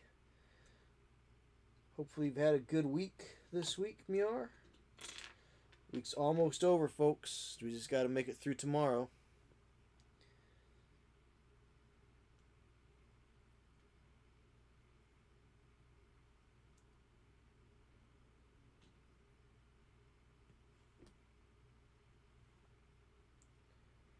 So my boss allows me to work 410s if I can. So that's good. I'm trying to use that. So I work tomorrow because I took off Monday. The only bad thing is this week, Tuesday, I had 2 projects to go and take a look at. So I could only show up at the time that was convenient for the customers, which was later in the morning. So I didn't quite get my 10 on Tuesday. But next week I will. Got quite an action-packed week lined up next week, I think.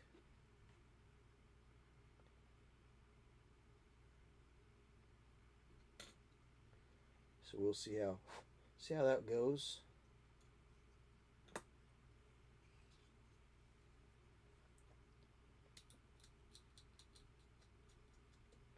Then in 2 weeks, I'm going to go down and visit DD Minis. We're going to go to the Bourbon City Bash. Bourbon City Brawl.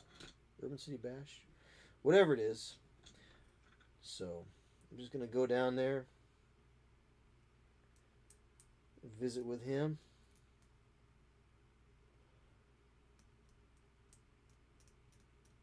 Play some games.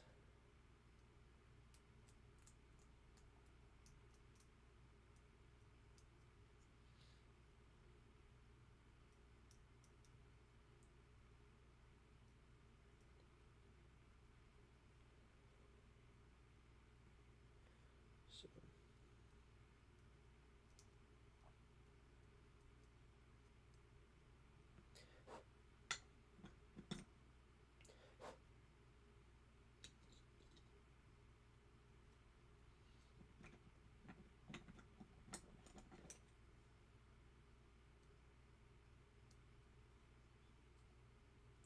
last weekend I went to a local brewery. Well, I say local. It was 45 minutes north of me. About an hour, 45 minutes to an hour, depending on how traffic is. I can make it in 45, but anyhow, tried some 40K 10th edition, and I had kind of gotten an idea how it played anyway just by reading the rules, and I kind of knew I knew I wasn't going to like it.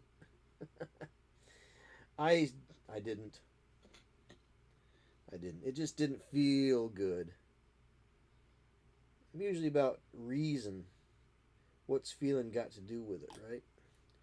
Usually about looking at things objectively and considering the pros and the cons of the situation. But it didn't play well. I found the there were just issues that I found to not work well for me.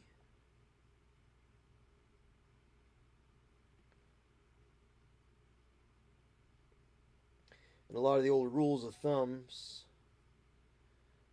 you sort of have them, but you also sort of don't, because everything is on the like ballistic skill is no longer attached to the actual trooper. Ballistic skill is actually attached to the weapon that they're using.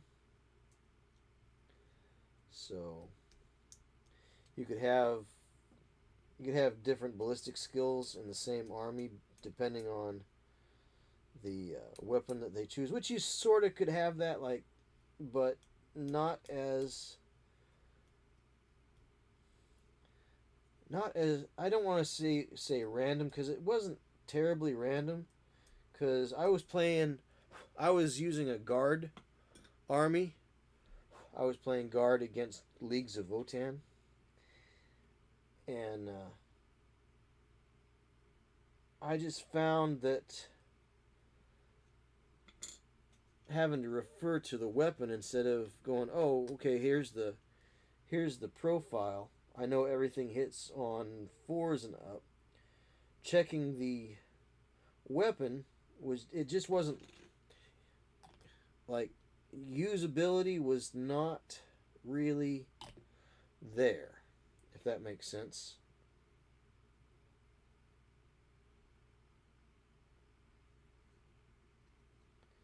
I didn't find it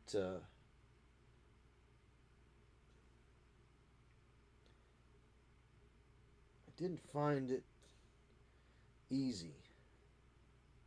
Oh, I forgot to put the he almost wound up with bionic leg there, huh?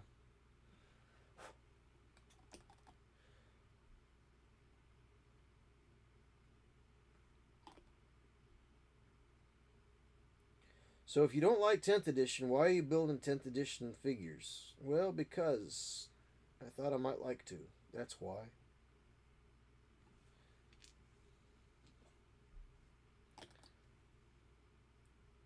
Because I started this project and I'd like to finish it. I have ideas. But you already have so many other Space Marine figures that aren't done yet. How come? Come on, JP. Why are you doing this? Why are you doing that, huh? Well, because I wanted to. That's why. And sometimes it's okay to do something you want to do.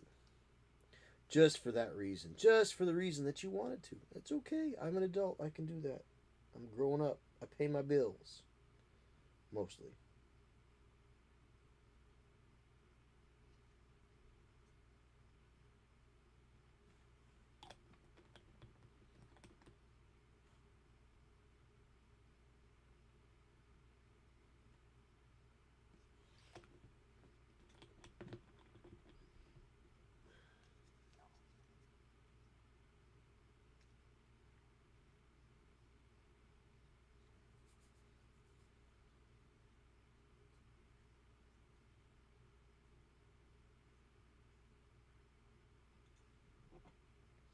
I'm gonna let that dry up before I stick the head on.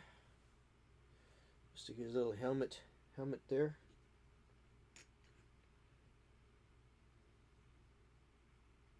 I guess that's where that goes. Maybe it could be turned around the other way. I don't know. Seems like not a very big pile of spent shells there. Spent casings.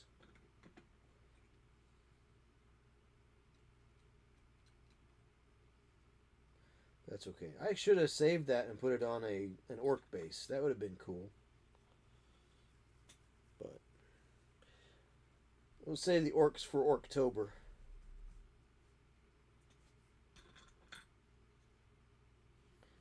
Lots of orcs. Fantasy orcs. Spacey science fiction orcs. Other spacey science fiction orcs from other company.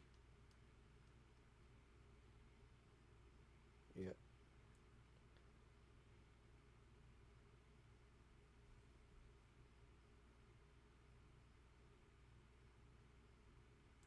Drill out the barrels. Drill out the barrels. Hopefully that's not copyrighted. Probably is. YouTube being what it is. An old beer barrel, the old beer barrel polka, right? It'd be awful to get a strike on something that's just a folk tune like that. Of course, somebody out there has probably done a recording of it. I mean, obviously has done a recording of it.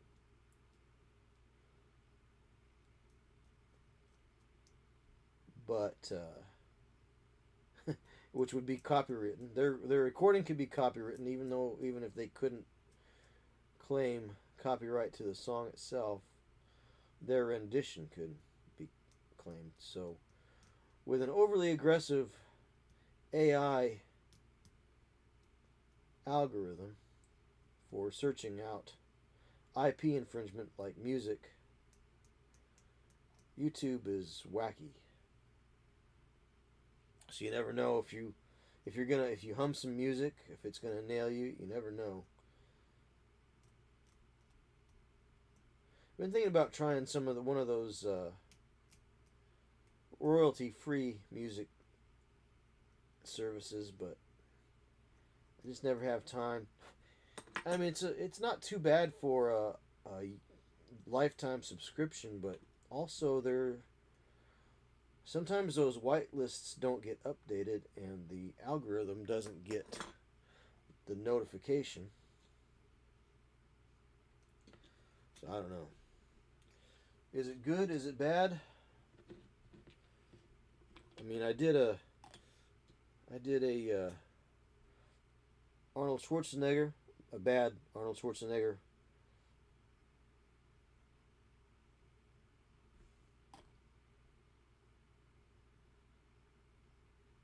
impersonation a little while ago, and I also did a Count from Sesame Street impersonation when I was counting out all 5 of my Terminators, 4 of 5 Terminators.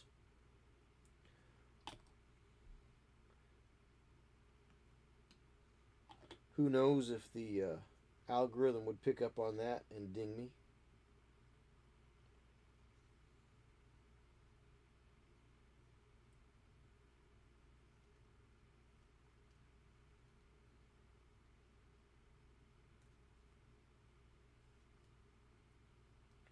Alright.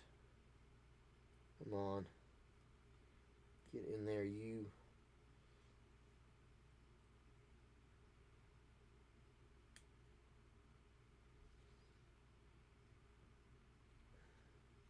Getting that head on that peg is frustrating. I don't know. I don't know if it's on there. I don't know if that's...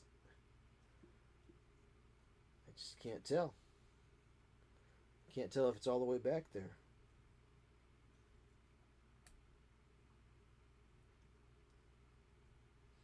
Oh well.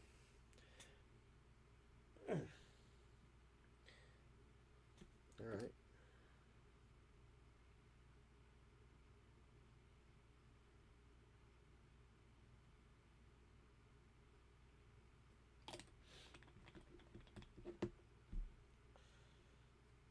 We'll just assume that it is. It's plastic, and it's plastic glue, and it will go together. So I guess that gets launched down from orbit. Boom. And then these guys pew, pew, congregate around it. Pew, pew, pew, just like that, I suppose. Then you get 10 shots out of the storm bolters.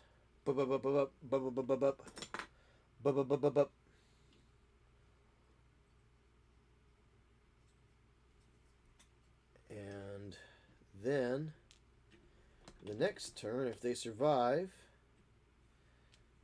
they'll they'll charge, they'll shoot, and then charge. Because I don't think you can charge after you come in by deep strike. I don't believe you can. Of course, who knows? The way they've got their rules written now, maybe you're allowed to do that. Don't know. Don't know. It's not that I don't care, I just don't know.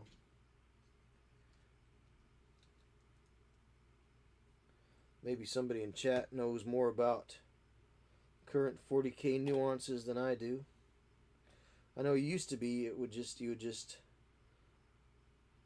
show up, you would teleport down, boom, or you would deep strike. Say with I don't know, jump pack guys, they'd show up, but that was their move. They could shoot, but they couldn't charge after landing.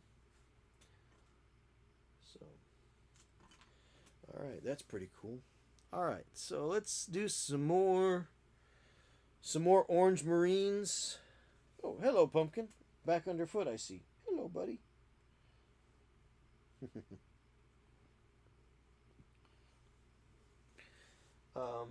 Yes, orange marines.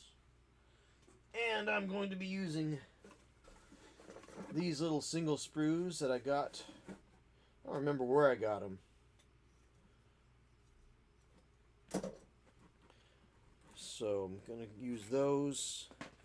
And I'm going to count up what I got here. So I've got obviously 10. These guys are headless yet, but this is an Inceptor. I don't know. They're the equivalent, or they're the new Primaris tactical squad-ish guys, but they're not really a tactical squad because they don't really have the special weapons other than these dudes with the underslung grenade launchers. These guys with the 203 style thing. Hey, hello, pumpkin. How you doing? You're saying you're not paying attention to the cat. I'm not paying. I have sinned. I am not paying attention to the cat. Hello, kitty cat. Hello. Don't bite me. Hello, buddy boy. Okay, you have to get down. I cannot have you on my lap and paint or build here. Hop off. All right. So, I've got 10 of those guys. Those were the kit, the actual kit. And I had 5 of them that came with the starter kit a while back. 5, actually, 1, 2, 3, 4, 5. I think 6 really altogether, somehow. They were the ones that were blue at the time. They were like molded in blue. So I had these guys that were molded in blue. I think I had 5 of them, maybe 6 of them, not sure. And then, of course, because I'm actually doing, these are my Nova Wolves, right? So this guy is Titus. I scraped off the all the Ultramarine stuff, so he's going to get to be, Nova Wolves. So he's the equivalent of Ragnar Blackmane. That's the plan. If I use the Space Wolves Codex, of course these guys are your Terminators are Terminators. So 10 of these guys, which are going to be the Gray Hunters. Right, so those are going to be Gray Hunters. Even though I don't have the requisite weapons, really. And I don't particularly want to buy the Grey Hunter box. I want to just go with what I've got. So I don't know. So 5 little Terminators. Put those in the box here. And then I've got 1, 2, 3, 4, 5, 6, 7, 8, 9, 10. And I've got 2 different dudes that could make sergeants here. So I could have 30 Inceptors. Are these guys? Is that what these guys are called? Inceptors? I don't know. Intercessors? That's it. Intercessors. They're just regular. So basically the equivalent of Space Marine tactical squads, but Primaris. So 1, 2, 3, 4, 5, 6, 7, 8, 9, 10, counting that one guy with the Auspex in his hand, and 1, 2 with the guy with the no helmet with the pointy finger. So I need to do up, do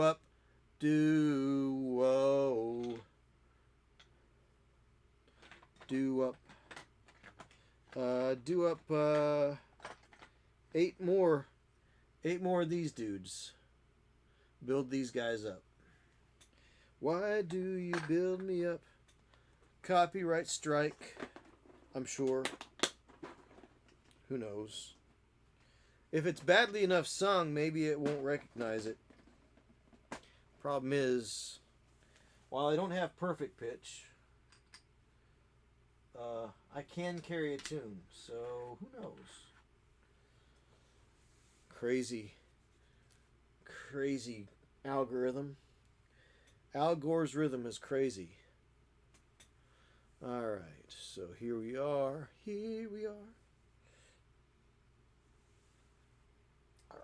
Alright. Oh! One. I'm just going to do one frame at a time. I'm not going to count, because when you count, it's just like at work. When I got to do production work, I don't count. I just do. Don't count, just do. But why wouldn't you want to count? Don't you like to count? You never count your money when you're sitting at the table. There'll be time to count it when the dealing's done. So they say. See, now I know if I sang that, I'm sure the algorithm would definitely pick up on that.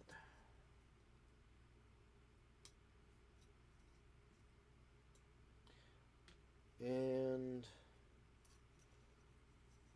don't really want to use this base. I've got regular bases, so I'm not a big fan of putting my old figures on the new bases, the big bases. I'm not going to anyway.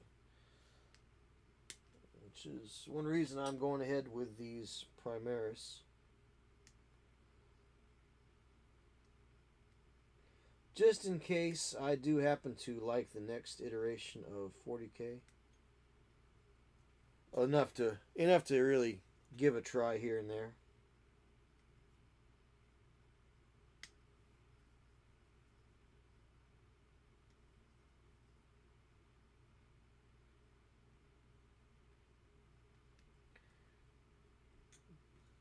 The local shop is already up to 2,000 points in their escalation league. Meh. Don't care. They're just not into pickup games down there, I think. And I'm not a huge fan of being told how to play and when to play, and I'd rather just play. And if all you got to play is 400 or 500 points, break your squad into two groups of 5, and make your sergeant a hero and stand alone, and or break out the kill team, little kill team Armageddon, whatever,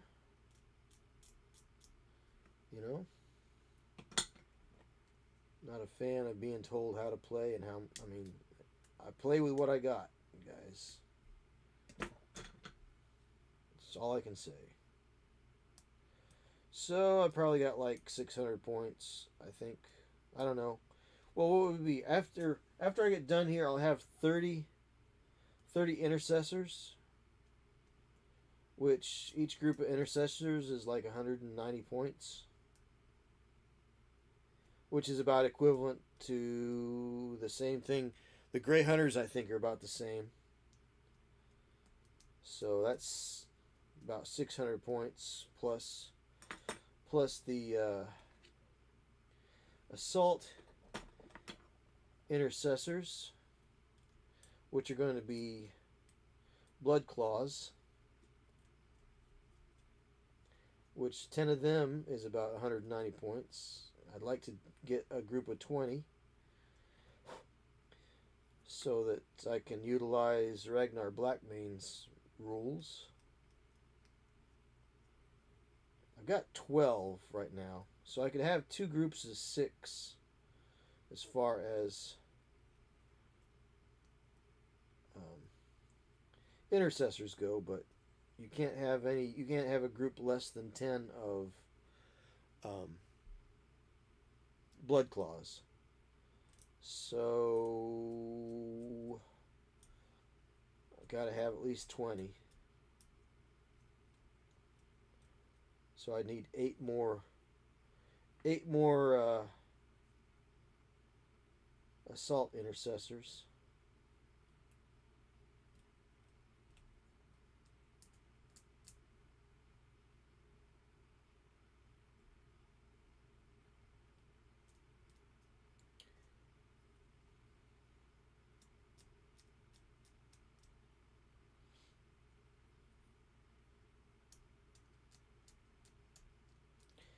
But I do enjoy their figures. I do enjoy their models. I do enjoy them, and I have quite a bit backlog.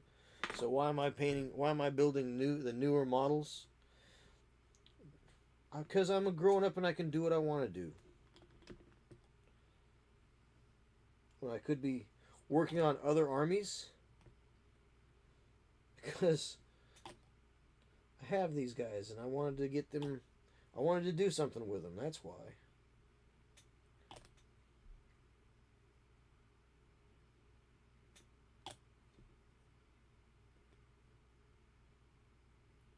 Don't you have other games that you want to play and other projects, hobby projects that are connected to them? Yes, I do.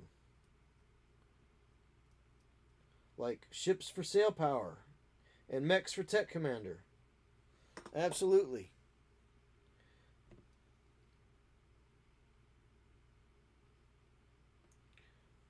Oh, off screen.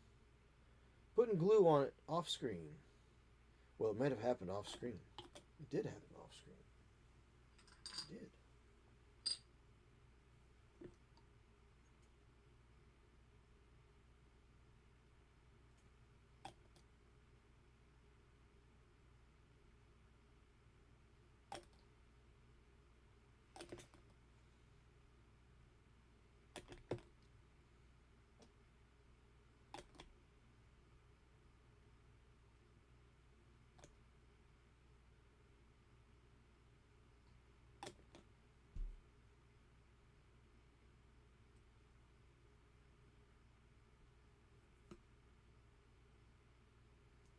Yep. Again, while we're letting this glue cement set up, while we're letting the chemical bond weld it all together, we'll work on another aspect of the figure. So set that there, let that do its thing. Let's go ahead and clear the mold lines off the arms and other bits. The little sprue boogers where you snip it. Even if you have a nice pair, these are actually God hands. Now they're not the super expensive God hand, but as you can see, they're nice and flush and flat. But they still do leave a little bit of a divot.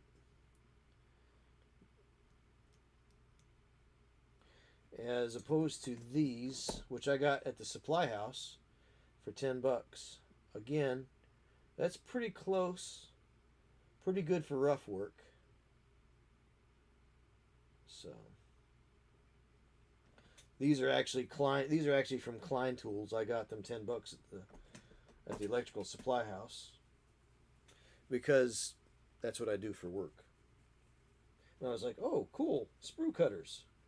Now I don't know if this steel is more robust than this steel. It's a little bit thicker, it seems like, as far as the grind. So this thickness is about the same. But if I were to cut metal with this, like little pieces of paper clip for pinning, I would be afraid that I would put dings in it, and I don't particularly want to put dings in there.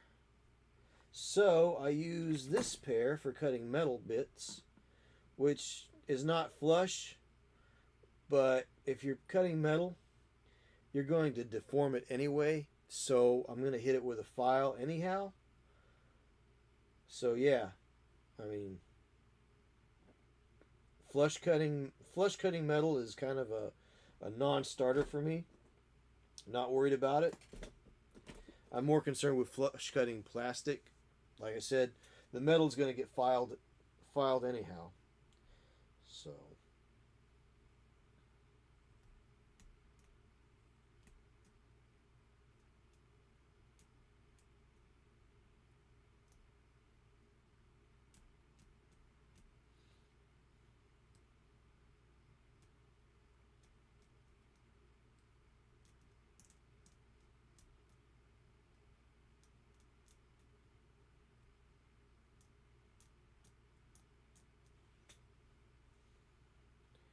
So it's, even if it deforms, it's not really a big deal because it's not going to deform that much. And even if you cut it with a flush cutter, it would still deform the metal, and you'd still have to file it. So, you know, there's that.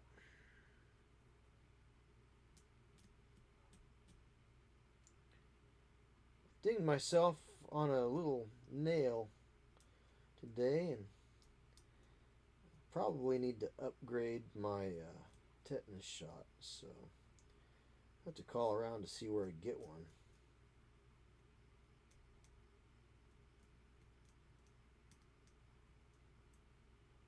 I mean, it wasn't a big, like I didn't jam it my finger on there, but my hand was in a really small spot. I had to cut a hole in the wall, and I was wrestling with a hole that I drilled, and there was a nail sticking into the side of that hole that I drilled, so I was trying to pull it through. Yeah, you can pull nails through wood, actually, believe it or not.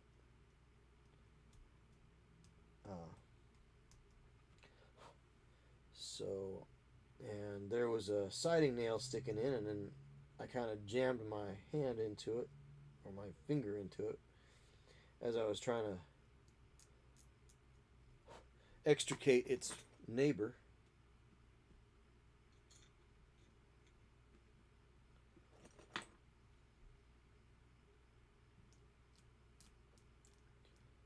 Because I didn't want the nail that was in the hole to damage the wire that I was pulling through it.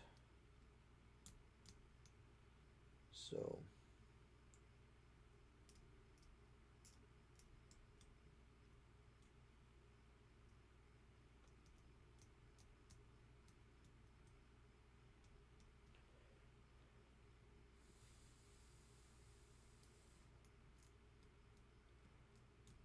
I like that word, extricate. It's a $2 word. I don't know, $1.50. I don't know, maybe $1.25.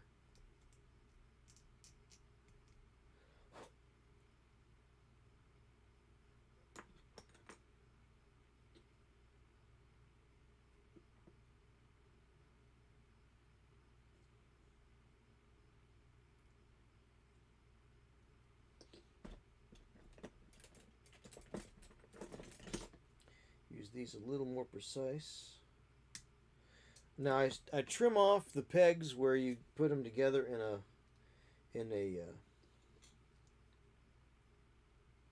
a snap together figure, because if you don't do that and you put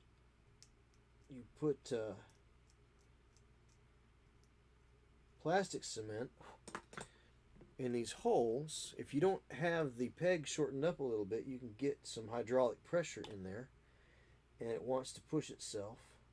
It wants to extricate itself, if you will, from that location, and you'll have a gap. So this helps keep it from gapping out on you.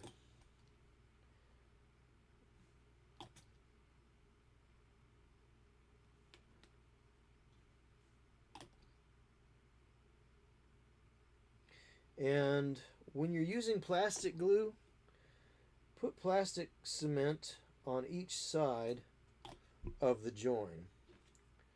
So on the A tab and on the B tab, if you're using things with tabs. If you're not using things with tabs, still make sure you put plastic cement on both sides of the both mating points, both mating surfaces, because what it does is it softens up your plastic and it helps it to weld itself together with both sides being soft. We do that a lot at work with PVC. So our PVC glue goes onto both sides of the coupling or connector and the pipe that we're putting it on. So that both sides are soft and gooey and squishy, and they squish together and makes a solid connection, where if you just put it on one side,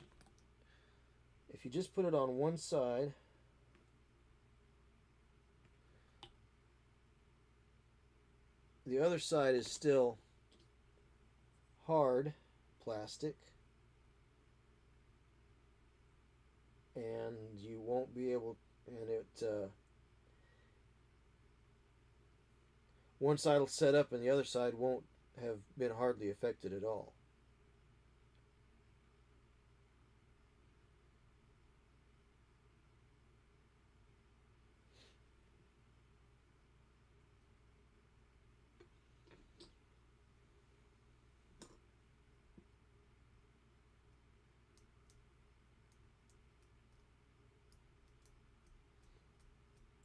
Oh, and I've got some other figures I gotta paint for Jacob at Ral Partha Legacy. I get those done. They've been sitting on my desk for way too long. They're metal, and I got a lot of cleaning to do to get some of the casting parting lines off.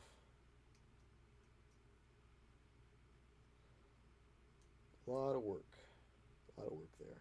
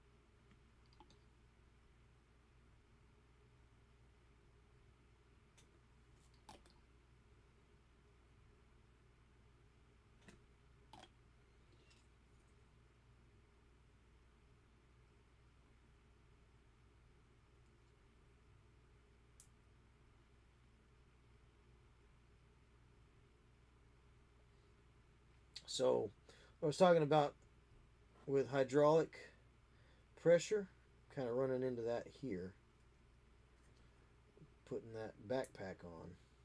You can hear that snap and crackle. I'm trying to get that in there. And I didn't trim that peg back a little bit. So I'll do that now.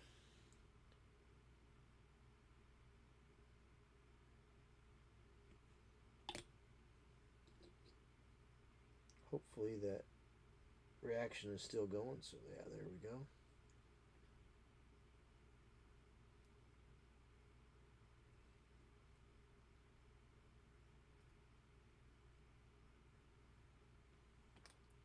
I'll put a little extra down here just to help swell that up around his neck. Get a little extra liquefied plastic there. And then sometimes, if you notice there's a little bit of a mold line still, and clean it up chemically. Now, big, huge mold lines, not so much, but smaller ones, sure. Over the whole thing, I don't know. I wouldn't. But if I catch something that is manageable, but I don't really want to hit it with my knife, I will use the plastic cement to clean it up. It's a game changer.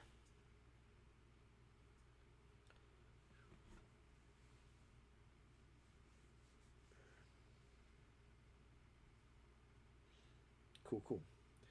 There's one. So I need 8 more of those guys to finish out that squad. 7 more of those guys now. What's it like building the same figure over and over again? Well, I don't know.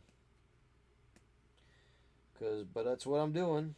Building the same figure over and over again.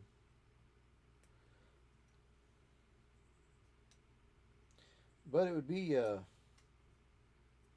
of a cool one, really. I mean, it's, if I have enough left over, I might build them and put them in the paint and take kit.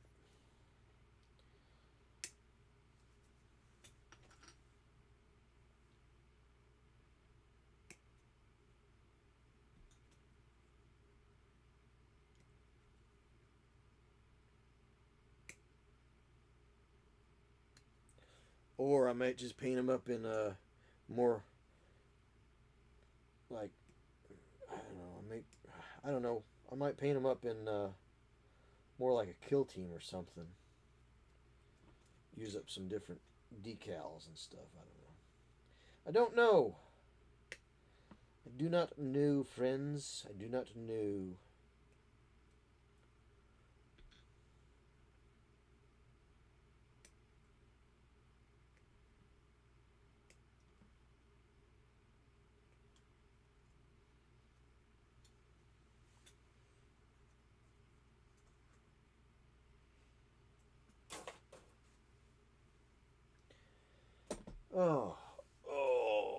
It's almost 10 o'clock.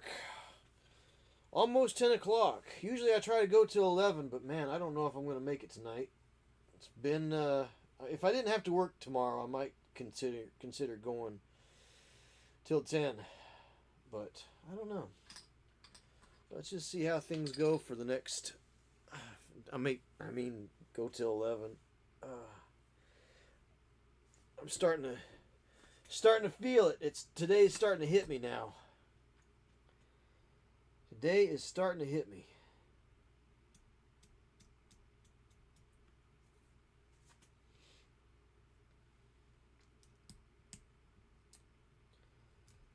Getting a little wore down. Like I said, if I didn't have to work tomorrow, I would definitely stay up till 11, but I am starting to think that I'm not going to make it till 11. Or if I do stay up till 11, I might not get up in the morning. That's even worse.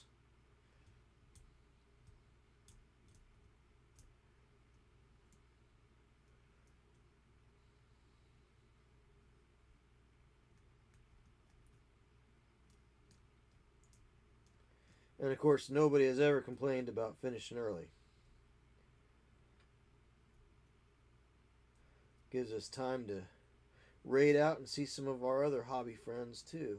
I haven't seen for a while since I took a little break from the stream over the summertime.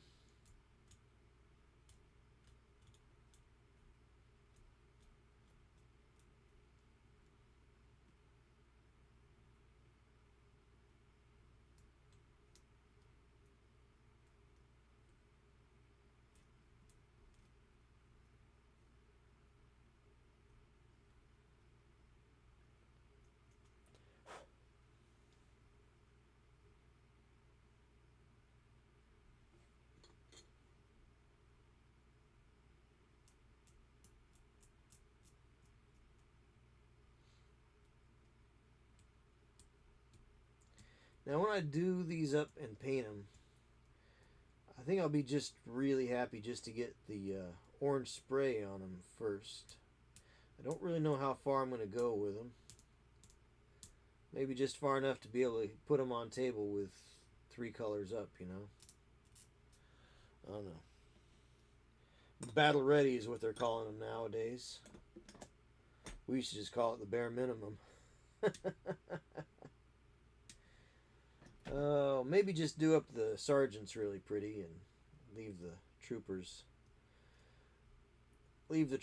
as about as bland and boring as possible, just to get them on the table. I think once I'm done painting, I might not once I get that far, I might not really do a whole lot of work on them. Just enough to get them to an acceptable level where I could just play wherever I wanted. I would only do 2 colors just to be obstinate and different. Ah, I agree. How's it going, Black Skull? How you doing tonight, man? Good to see you. I want to thank you for taking the lead in putting the first salvo across the bow of our goal for the month. Unfortunately, nobody else has taken up the gauntlet yet. So, it is what it is. Keep on talking it up. If you know anybody that wants to...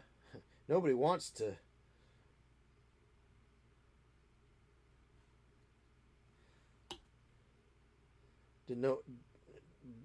donate to charity, but... thank you for being the first one to do that, Black Skull. Appreciate the first one out the door. First one out the door, first one over the top.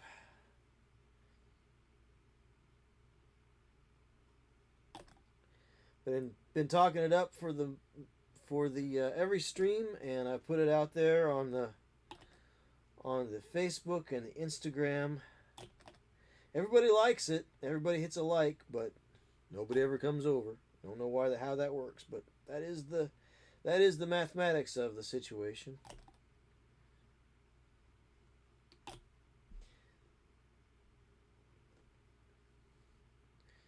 What was it? The little red hen. She said, "Who will help me? Who's going to help me grind this wheat? And who's going to help me bake this bread? And who's going to help me do this and do that?" And by the time it all came around, she had a nice meal set and ready to go. And she said, "Who's going to help me eat this meal?" Everybody wanted to jump in and eat her meal, eat the supper that she had fixed. And she said, "Nope, you didn't help. You didn't help." So thank you for helping, Black Skull. Appreciate it very much.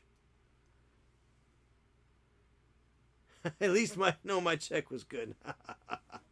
Hey, Midril, how you doing? But we want that bread. Yes. And there's no minimum amount to... there's no minimum... I mean, I guess the minimum might be $1. So you could throw $1 in there if you wanted. But we're trying to get to 250 by the end of the month. That's the goal. It'll keep on. I'll keep it up until we hit the goal, I guess. I don't know if it cycles out. I certainly hope that they are not so horrible to where it cycles out at the end of the month, because that would be horrible. If you can't make your goal in the month, I mean, what's the penalty? I beat you over the head with a wet noodle? I don't know. I just don't want it to turn off at the end of the month and not have met the goal. Just trying to get some community action going on here with it. Let's see, I heard that story differently. I heard when she told them they couldn't partake because they did not help, they cooked and ate her. Weird karma, right? I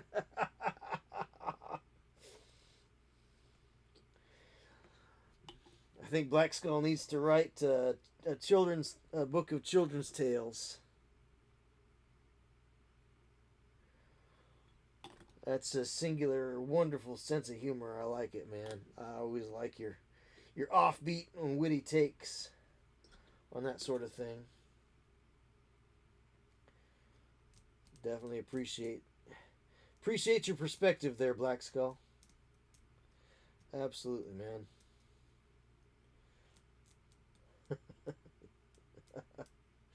Twisted, very twisted, sick. As my dad would say, you're sick. You're sick. You're all sick.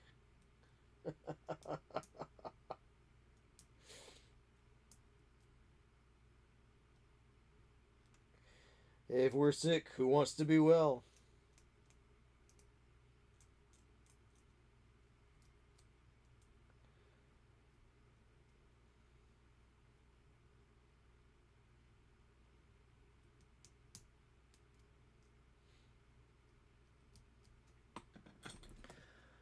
Black Skull Book of Children's Stories to instill lifetime trauma. Nice, absolutely. Well, I mean, look. Here's the thing. Kids these days are just soft. We're Gen X. We drank from the garden hose. Don't do that. It'll make you sick, they tell kids today. Well, maybe. But we did it and we turned out all right. Aside from this limp and this twitch I have and this weird spasm, we stayed out until the street lights came on. We were so feral our parents had to be reminded that it was 10 o'clock. Do you know where your children are? And what they're doing and why they've got...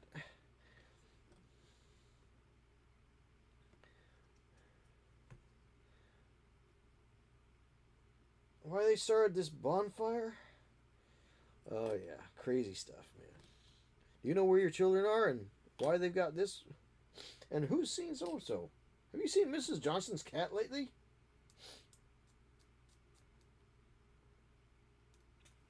Let's see, what we got here. Nightbot is snuck into R-rated horror movies or got our older siblings to take us. Yes. Yes, some of us did. Some of us lived too far out of town to make a foray into the movies. Honestly, though, there really wasn't a whole lot that I ever really cared to see at the movies most of the time. We had, our town had one theater. Sometimes it had two, because there was an older theater that would sometimes somebody would get a wild hair idea and open it up for a little while and run it, and then they decided, running a theater is kind of expensive. So sometimes we had two cinemas in town. Sometimes most of the time we had one. Probably 90% of the time that I grew up, we only had, well, let's see. I don't know. It kind of came and went. There was one up on the back street, kind of the side of the hill behind the post office. And it was actually kind of neat. It was a little bit classier than the downtown cinema. They were both single screens. But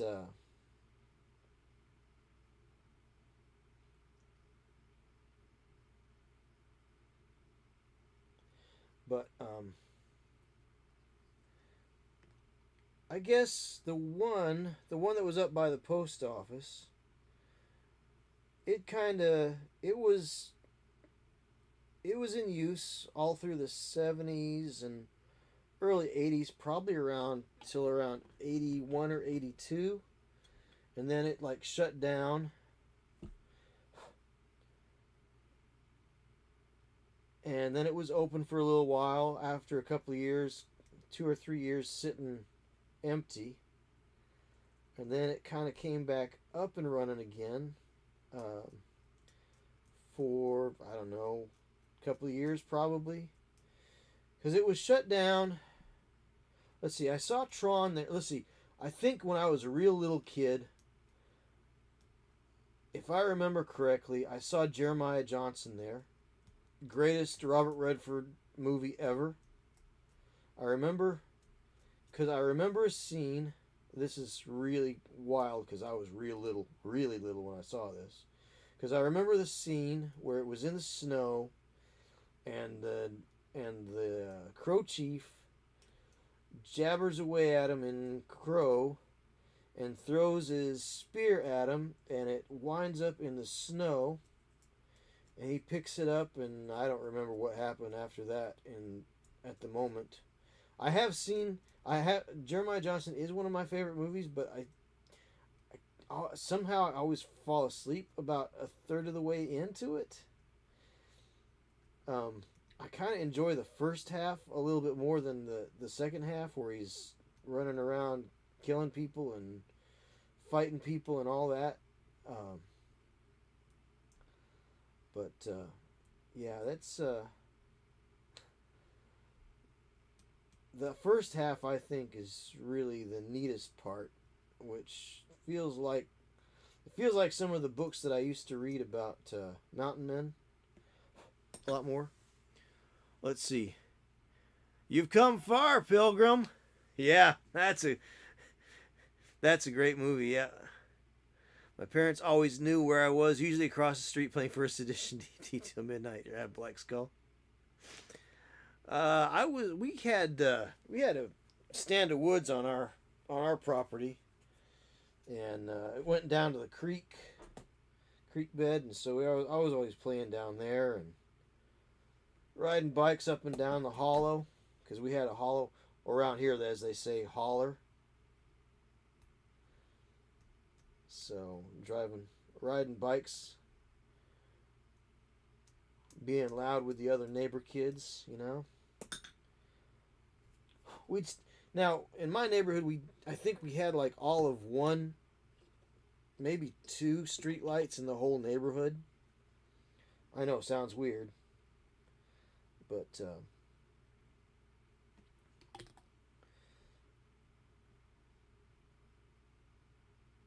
me and Doug Wallace would play with our G.I. Joes down there in the creek bottom. I had a big pile of dirt that was in our side yard. We'd play on that sometimes in the summertime with our G.I. Joes. Man, we played all over the property. We had one of the largest yards in the neighborhood. About an acre by itself. So we had G.I. Joe battles all over that, from the sand pit by the house to the dirt hill over by the street in the back quarter, all the way down into the creek bottom. And the creek was awesome because in the wintertime it would freeze over, and we'd ride our sleds on the creek, and we'd hit the waterfalls, and we'd go flying off of one waterfall and flying across the other one and down, and then there was a really deep pool at the very bottom, and it would freeze all the way through, so we never really had to worry about it cracking out, because it was, I don't know, it was about 3 feet shallow, probably. You wouldn't have any problems if you did crack through the ice for whatever reason. You stand right up and get out and have an excuse to go in and have some hot chocolate. But we never had that problem. It was just it always froze all through and through. But oh yeah, fun times. But I'll tell you what, the snow was never. I don't know whoever came up with the flexible flyer, radio flyer. I guess the flexible flyer. The radio flyer was the wagon, but the flexible flyer was the classic steel runner. Um, Sled, right? Now Doug had a cool sled. It looked like a it looked like a snowmobile, and so it had the front forks with the front runners, but then the runners underneath, like fake looking treads on the back. So it was kind of cool looking. And I had the just a flexible flyer that I got when I was real little. First year we lived in that place. My dad got it because we had the hill, but the problem is the snow. I don't understand how the metal runners were ever supposed to work in snow, because you just squish down. It would just cut right down into the snow, and you wouldn't go anywhere. But I'll tell you what, those metal runners on that frozen creek, that was the business. We'd hike up the creek, and because it had a constant pitch to it from as far back as we could go, we'd get a good running start, and then we'd go right along and fly out over each of those little waterfalls. Foot and a half waterfalls, and then we hit the final waterfall, which was a staircase fall, just before that deep pool down at the bottom of our property. And we would just fly right over. The goal was to not hit any of the stair steps in that stair step fall. And by goodness, we sure did. We sure hit that thing at speed. And then we'd hit the pool, the low part, and because it was frozen solid, it was a good run out for the thing. So we'd run it right out with speed, hit that thing, and just run right down that thing. Let's see.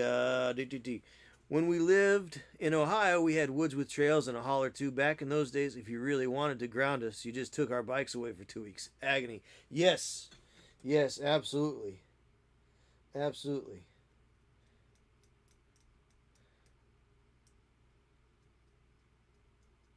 Bikes or skateboards or whatever you had going on there.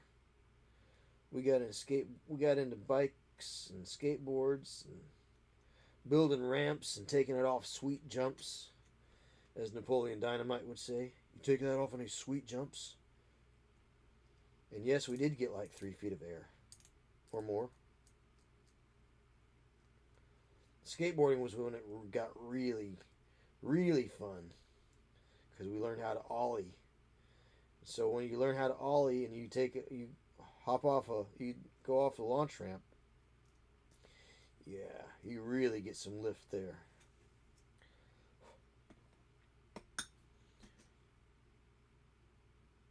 I was more into the skateboarding than I was the biking, though.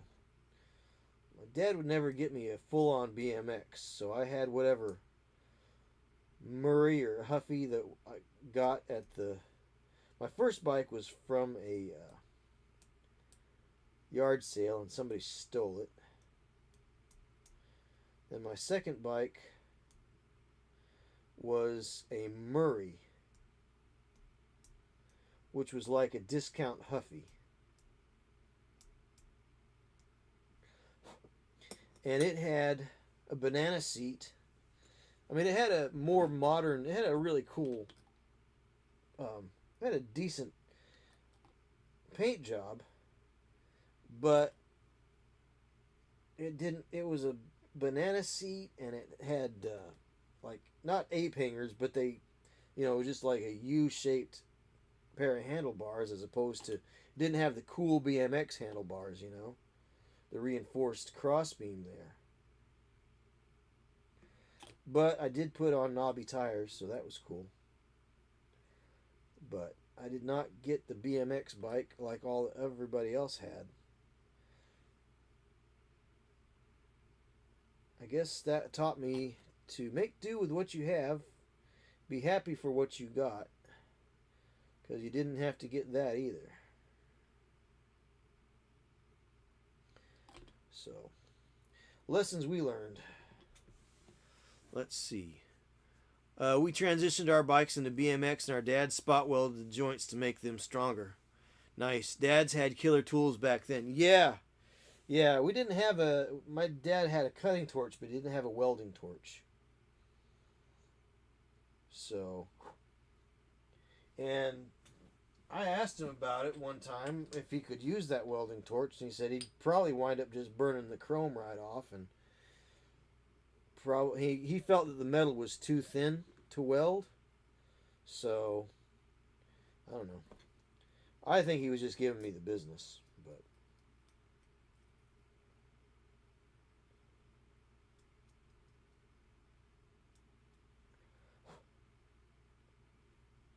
You know how dads were back then.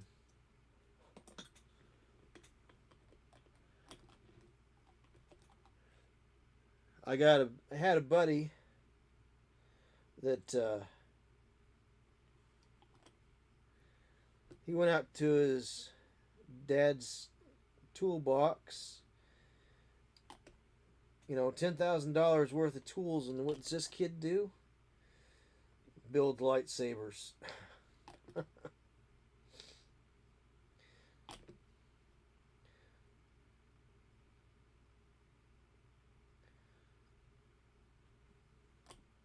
Drills into EMT and adds buttons and all this stuff. Oh no, he couldn't learn how to use those tools properly or do something really neat with them. Nope, he's building lightsaber hilts. Which, at the time, dads didn't understand. Now, I think dads would be tickled if they were building lightsaber hilts. You could sell them to costumers. Back then it was like, you're just wasting materials, son. What are you doing? What are you doing wasting materials like that? I'm building lightsabers, Dad. With the good tools, right? You couldn't just use the old variable speed Black & Decker. You got to use the nice Milwaukee drill press, right? Tell you what, that was like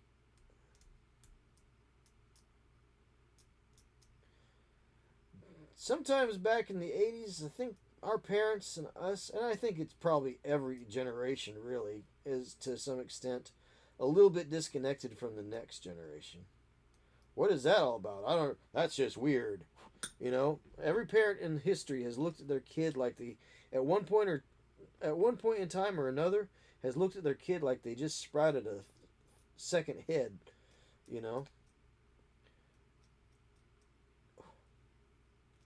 Guarantee every parent has had that moment where they just look at you like, I can't believe you're my child. Like there's two ways. There's, I can't believe you're my child, like when they do something really amazing and have an achievement. And then there's, I can't believe you're my child, where it's, not an achievement. Well, that's not the way I raised you. You know better than that. Sometimes that was mom more than dad. Sometimes the shenanigans you got into. Your dad was secretly smiling and laughing because it was something that he probably did when he was a kid. That happened all the time. Let's see. Dads had killer tools. We jousted from our bikes. Yeah, with broom handles. Yep. And we weren't smart enough to use trash cans. We actually just used the bristle end to bash into our buddies. So we turned them around, and we didn't like use the pokey end of the broom. We used the bristle end. So we jousted from our bikes using broom handles and trash can lids for shields. Went through 2 or 3 boxes of Band-Aids that summer, no doubt.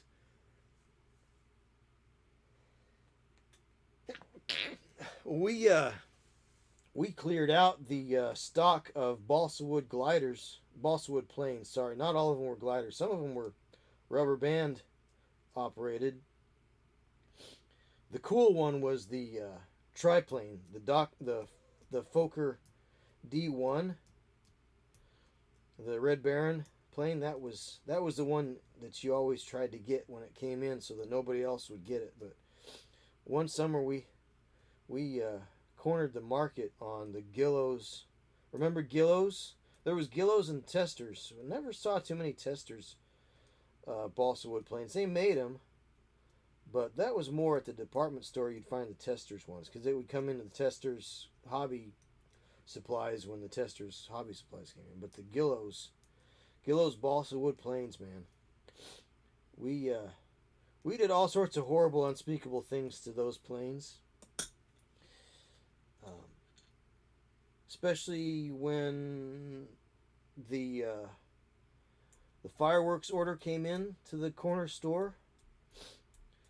So they would nowadays you almost got to fill out a background check form like you do for a firearm. Oh, to buy fireworks nowadays, they check your ID, and you're practically having to fill out a form 4473, But back then, if you had the money, you could just buy fireworks. Everything from sparklers and those silly little worms. You light it up and it kind of grows out, kind of like a foam, like intumescent. It's like an intumescent foam worm. And it would just, the ash grows out, and it's kind of underwhelming. Sorry. It was kind of underwhelming. We got them. We burned them up. We were on to the next thing.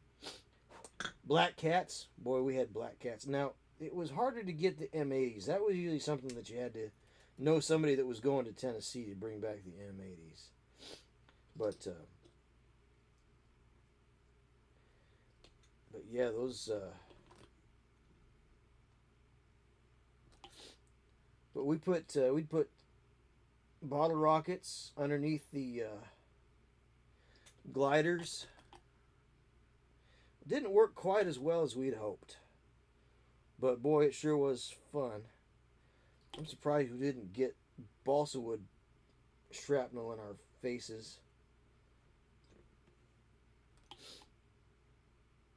Not that balsa wood really has a lot of kinetic energy once it meets the air after being flung out, but I'll tell you what,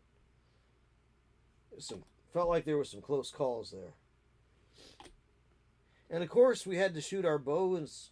We had to shoot our arrows from our bows straight up and down. Yeah, that was not smart. We didn't have jarts, but we did have archery kits. Sometimes I think that maybe the parents in the neighborhood got together and were like in conspiracy to try to figure out new and interesting ways that we could maybe like off ourselves accidentally. Like, hey, if we get our kids to play with these dangerous things, we won't have to feed them anymore. Let's see. Black Skill says, I remember being about 11 and walking in and buying black cats, no questions. Yes. Walking in, buying a brick of black cats. I mean, they had the little packages, but the little packages are often part of a brick, too. Yep. Black cats, man. That was what you got. So summertime was just a never-ending cacophony There's another good word, cacophony. Summertime was a never-ending cacophony between me and Doug, the neighbor kid. Because we were pretty well the only boys in our age group. There had been some older boys, but they had left out, moved off with their mom, or a couple of years older. Maybe they had, I think they had enlisted too. One of them I know enlisted. And see, there was Larry and Larry and Brandon. Those were the really older boys. They were the really big boys. Then there was Roger and Doug and me. Roger was from the next little sort of neighborhood down. Not really a neighborhood, but off the road there were little neighborhoods, and because it was up a creek valley, up a little river valley, the roads would go off of the main roads. So you'd have these little housing developments. I mean, that's what you'd call them nowadays, but back then they were just neighborhoods, little housing areas. And so Roger would come around, and he was Doug's friend, and because Doug was my friend, and Roger became acquainted, we became acquainted. Yep, so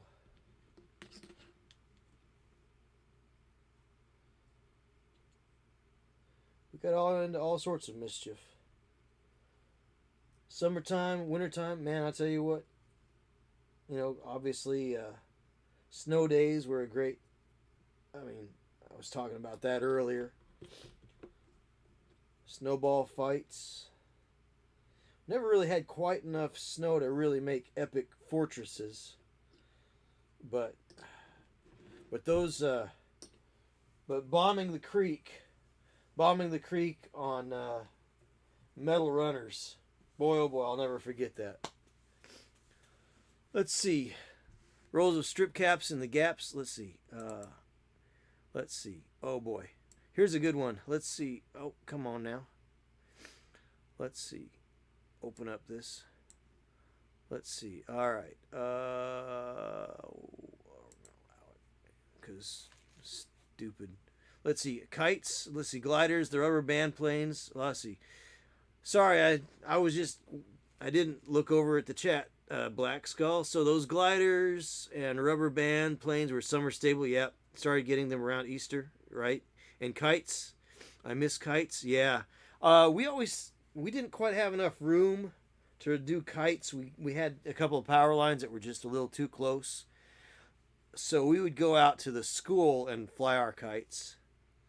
One of the best things my dad ever built, took a big bolt with a fat nut, ran it through about 10 washers ranging from small to the top and the bottom, larger in the middle. Then he would loosen the bolt and put rolls of strip caps in the gaps. Oh, I know where this is going. Lock the bolt washers down, and then you threw it in the air, and when it hit the ground, a shotgun blast of noise from the caps would go off. Dented the asphalt too. Yeah. Well, there used to be a grenade. Doug was very into military toys. Hence, he was the first kid in the neighborhood with the 3 3/4 GI Joes.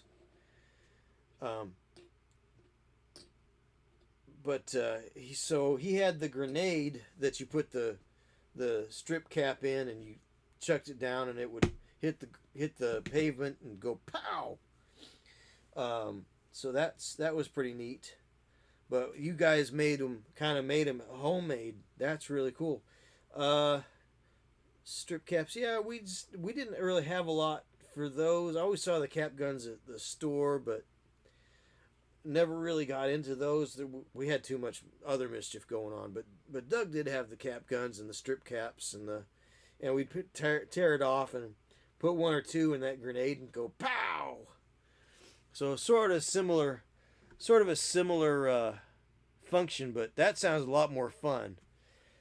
Now you're giving me ideas, but there it is.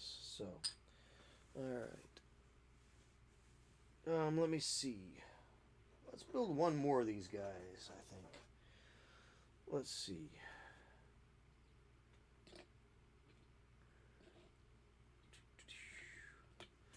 But yeah, those were the days. Kids nowadays don't know what fun is, I think.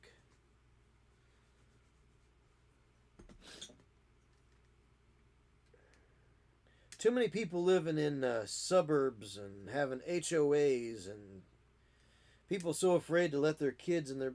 When you've got people calling Child Protective Services for kids playing in their backyards, there's something wrong. There's something wrong with society at that point.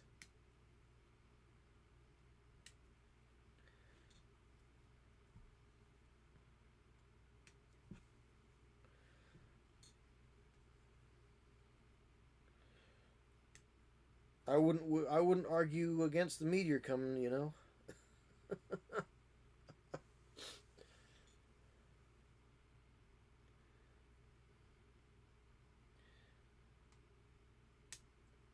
But you know, I think the reason dads could show us those kinds of cool things, Black Skull, is because they were the things that they did when they were a kid.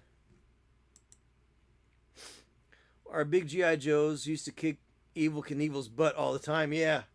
Well, Evil Knievel was like an 8-inch figure on the bike, the ripcord bike, right? Or you had the charger. You had the little wind-up charger. And you get that flywheel going and you let it pop. Steve Austin used to death punch Johnny West and his horse. Nice. Nice. And the away team of Star Trek action figures always encountered my Planet of the Apes action figures. We used to call them monkey Klingons. Awesome. I was a little too young to really have much in the way of the Mego figures. I had Batman, I think, Superman, and Spider-Man. So I only think I ever had 3 of those Mego figures. Mego. And then I really didn't come into contact with the Star Trek Mego figures until I was much older and they had become more collectible. It was actually the Star Trek 4. Remember when you went to the movies, especially if it was first run movie, you'd get the program. So I had the program from The Black Hole. I had the program from Star Trek, the motion picture. And I had the program from, I had the program from Star Trek 2. And I had the program from Star Trek 4. I didn't see Star Trek 3 first run because my folks saw it first and they said I wouldn't enjoy it. It was just kind of too much boring stuff. They weren't impressed by it. So they knew that I wouldn't like it. I mean, I was what? Was I 8 when that one came out, maybe? Probably. Because I really enjoyed Star Trek 2. That was cool. I saw Star Trek motion picture with my dad.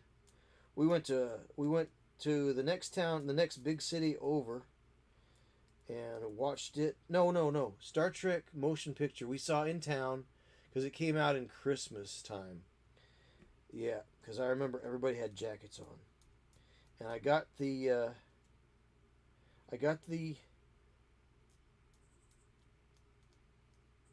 program, and I wore that program out the summer after that, or the year after that, reading it, and of course, you know, I was 6 years old at the time, five going on 6, so of course I would color in it and draw in it, and make phaser lines on the pictures of the Enterprise, and you know, yeah, I was a little destructive to it, but I had a good time. I enjoyed it. I mean, I got it. It got it. I got my use out of the program. But back in the day, that's something I miss about movies is giveaways and programs and T-shirts. Yeah, I had the Star Trek motion picture T-shirt. Yeah, I wore that right out. Of course, those inks, that vinyl ink, used to it would go through the wash and it'd get all crusty and crinkly, and so all the Spock and Kirk and Ilea, their faces had all the wrinkly, crinkly things going on. So, yeah, I wore that shirt right out. But yeah, merchandise at the theater used to be a thing. Man, good old times. Let's see. What we got? Oh, had a couple Amigo figures too. I wish I still had the Green Lantern one. I had the rare Alan Scott blonde Justice Society Green Lantern, worth a small fortune. Yeah, no doubt. I got the repop of the Green Lantern a couple of years ago. So I got one for Jacob over at Raw Partha Legacy, and I got myself one too. And I'm going to ban the bot. Yes, it was the Hal Jordan.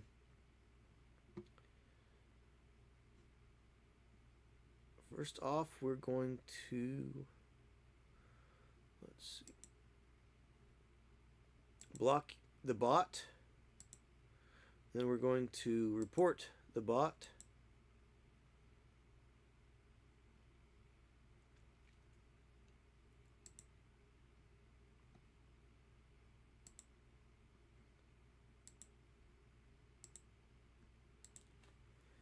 What, 2 hours?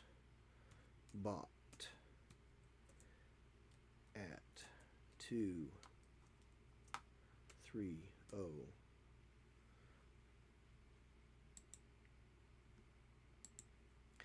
And we are going to ban the bot.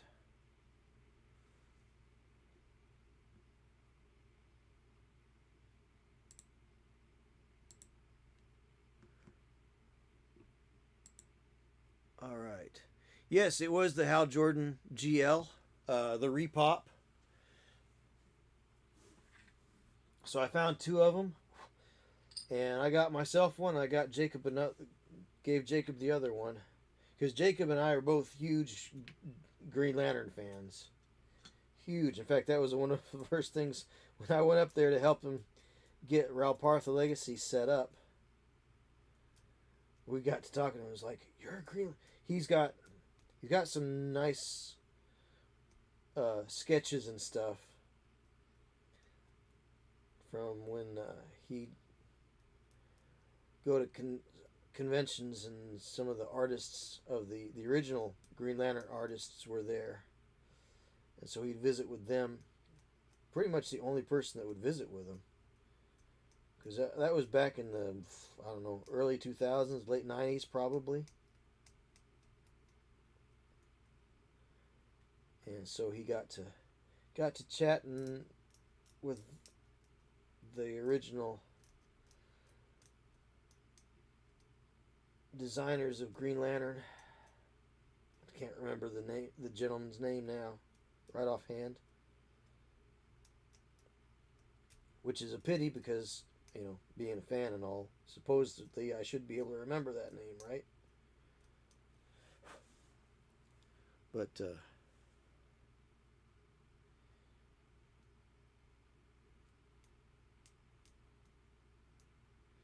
yeah,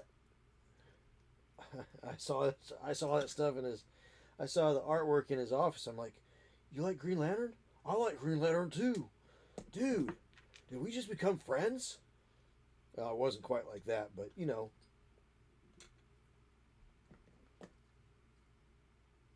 you know. Well, yeah, Green Lantern's like my favorite superhero. Depends on who writes him. Sometimes Hal can be kind of a jerk.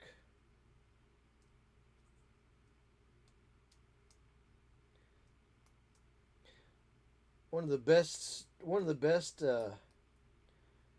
miniseries turned into a graphic novel was the not graphic novel but collected omnibus. It's like 6 or 12 issues, I think.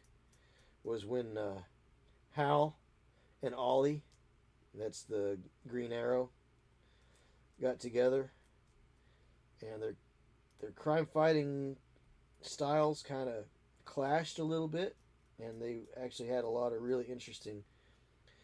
Comic books are what people that are failed philosophers write.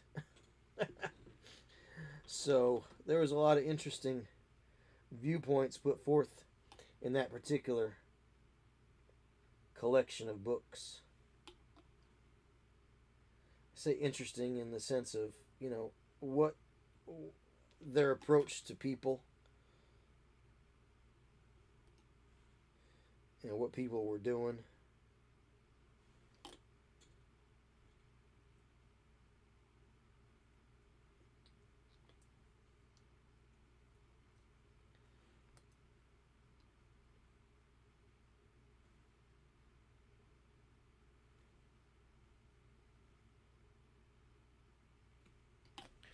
Let's see. Black Skull says, was it the Hal Jordan? Oh, I already saw that. I already read that. Yes. Yeah.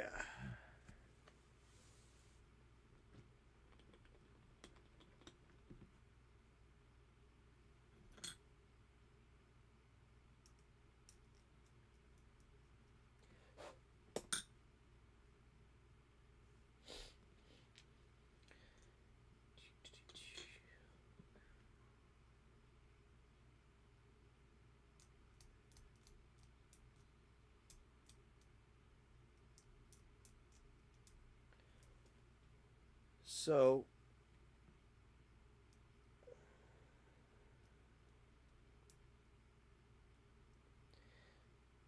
then Hal was the Spectre for a little while. Then they did Green Lantern Rebirth, which was was a really good series. Of course, they had Flash Rebirth. That was good. Green Lantern Rebirth. All that stuff. Then I kind of fell behind because the guy that owned the comic shop where I had my pull list, he would just put all the Green Lantern books in. And I just kind of fell behind. I was collecting Green Lantern and Fantastic Four at the same time. And he just kind of kept piling stuff in my box, and I was like, that's not the ones I asked for. That's more than I wanted. I just want Green Lantern. I don't want Green Lantern Corps. Just Green Lantern.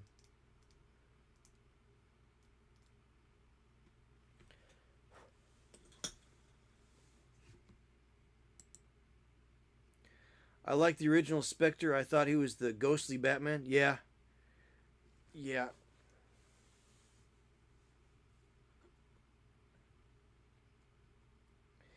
Well, the thing about the DC characters versus the Marvel characters, I've never been really siloed into only one or the other. There's some people they get downright religious about it.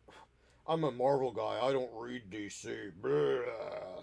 I'm a DC guy. I don't read Marvel. Blah. Top Cow, Image, what? Malibu.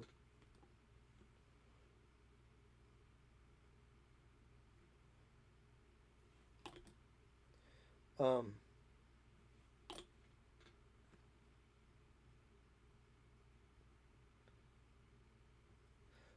the thing about the DC characters, though, is they always had a wider array of powers and skills, whereas the Marvel characters tended to have one set of powers, like Spider-Man. He sticks to things, and he has spider powers and super senses, and very limited power set. Um, Whereas, like, say, Superman and Martian Manhunter, very similar powers, very similar power sets. Um, you know, Colossus turns into steel. He's really strong already, but his body turns into steel, and he's super strong and impervious to damage mostly. I don't think anybody's ever written Colossus really well. He's just kind of a backup character. He's the X-Men tank. He's the strong man for X-Men, but I don't think anybody's really done a good job with him. He's kind of the X-Men version of the Hulk, but without the angriness.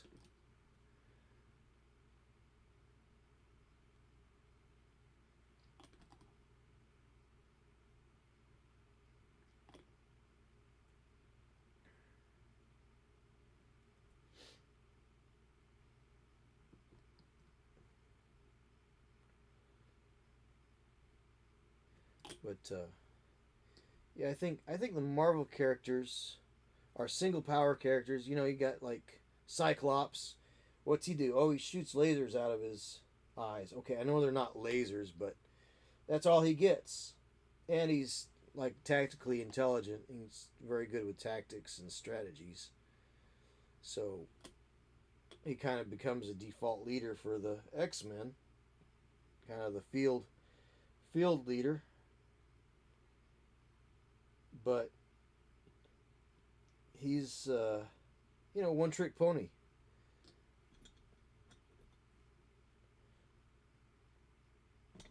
And there are some DC characters that are also one trick ponies,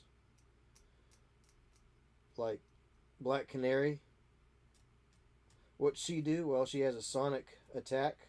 Anything else? Well, she's really good at martial arts. That's about it.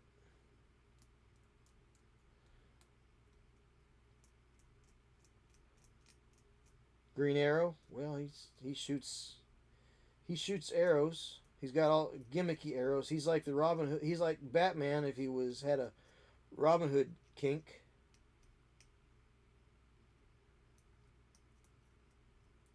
But also, even though Oliver Queen is a billionaire on par with uh, Bruce Wayne, I said on par, not equaling. I think Bruce Wayne is the richest man in the DC universe. Oliver Queen comes in probably second or third because there's Maxwell Lord, and those guys. I don't know. Is Carol Ferris? Carol Ferris has got to have some money. She inherited Ferris Aircraft. Got to be raking in some dough with all those military contracts. I don't know. I mean, but back to my original point. Oliver Queen is also a multi-billionaire, but he is more of the gift to the rob from. Well, he doesn't rob from the rich, but if there's a chance to give to the poor, he'll give to the poor a lot quicker than I think Bruce Wayne would. Although, on the other hand, I think Bruce Wayne has a lot of supports a lot of social programs as well, social initiatives. He probably has a couple of orphanages and soup kitchens and employment opportunity agencies and different things to help give people a hand up, as opposed to merely just a handout.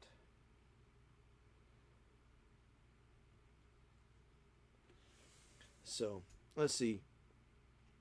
I was of the mind when I wanted a deep story with dark tones or more philosophical, I read DC. If I just wanted action and bad humor, I read Marvel. Yep, I agree. That's pretty well. That's kind of where it is. I agree, Black Skull. I think you're onto it there. DC always had those big stories that dealt with a lot of cosmic consciousness. You know, is there a God? Kind of stuff, especially when you got into the Spectre. You know, that was some of those stories were very philosophically very heady stories like that. And I'm sorry that I didn't stop and look at your messages earlier there. I'm trying to stay focused on what I'm doing, but also keep track of what's going on with the chat. So kind of hard to do just the way things are configured right now. Configured.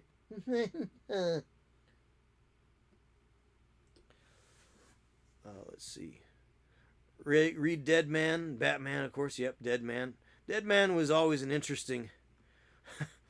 There was an issue of Dead Man where he became alive again, and then somebody killed him after he became alive, and then he was like, "Oh, I'm dead again." He was so happy to be alive. I'm alive! And then somebody killed him, and he was dead again. I'm Dead Man again. Ah.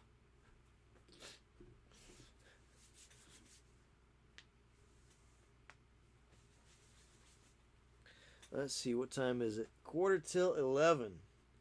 Well, it's 11:15. I made it this far. Do I want to put together one more dude? I don't know. I think that's enough for tonight, maybe. One more. How many do I have here so far? Let's see. One of my top 3 Batman stories ever was from those giant Christmas compilations. It was called A Gift for the Batman. It had no dialogue at all until the last page. Everyone in Gotham gave Batman a night off. Even the criminals took pause. It was just great. Yeah. Some of that storytelling, conceptual stuff like that, where you really see some of where it's kind of making a little bit of a statement about humanity in general and how we could all just give each other a chance to be our best selves, right? Some of those are really cool. Let's see. So that's always a neat way when they do that. And then that one issue of Batman where he sees why Victor Fries does what Victor Fries does.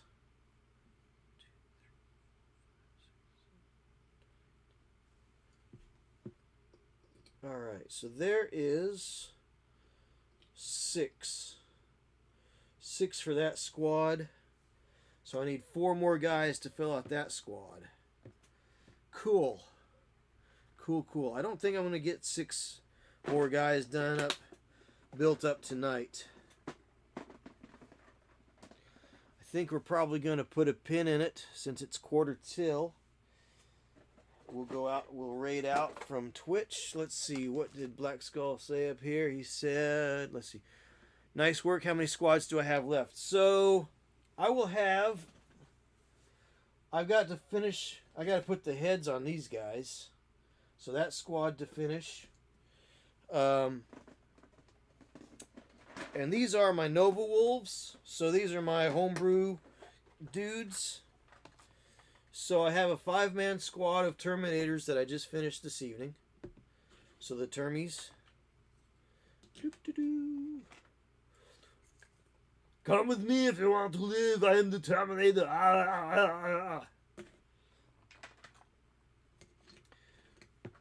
So there's those 5 dudes.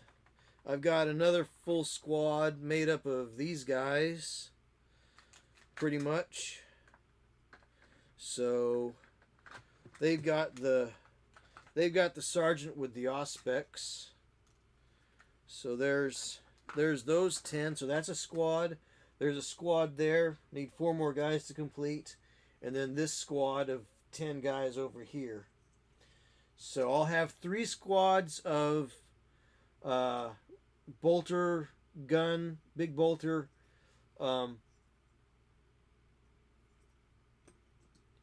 interceptors or intercessors.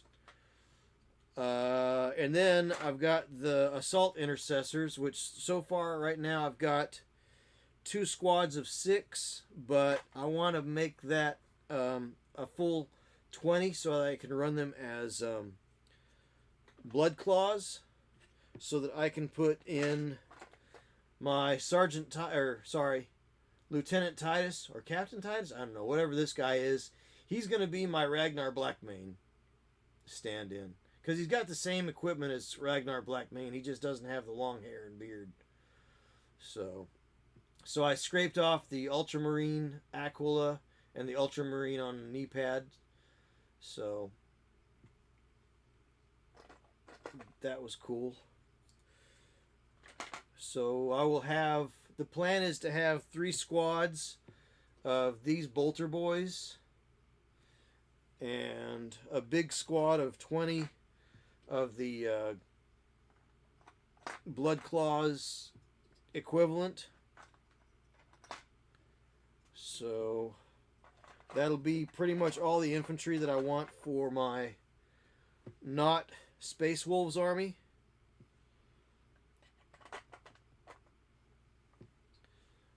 So, but I'm trying to do it all with intercessor kits, regular Space Marine kits. I'm trying to see what I can do as far as that goes without having to buy the specialist Space Wolf kits.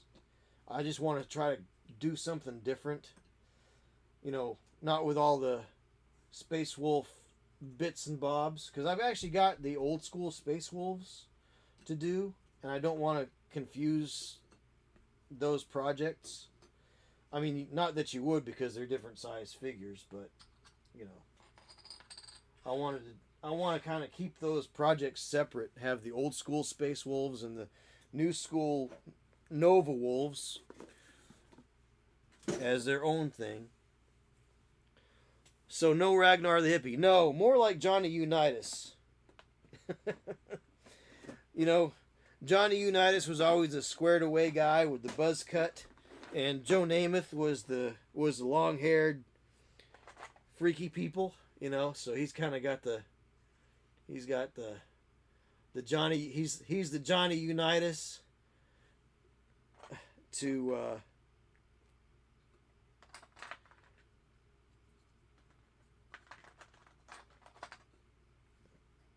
Ragnar Blackmane's Joe Namath.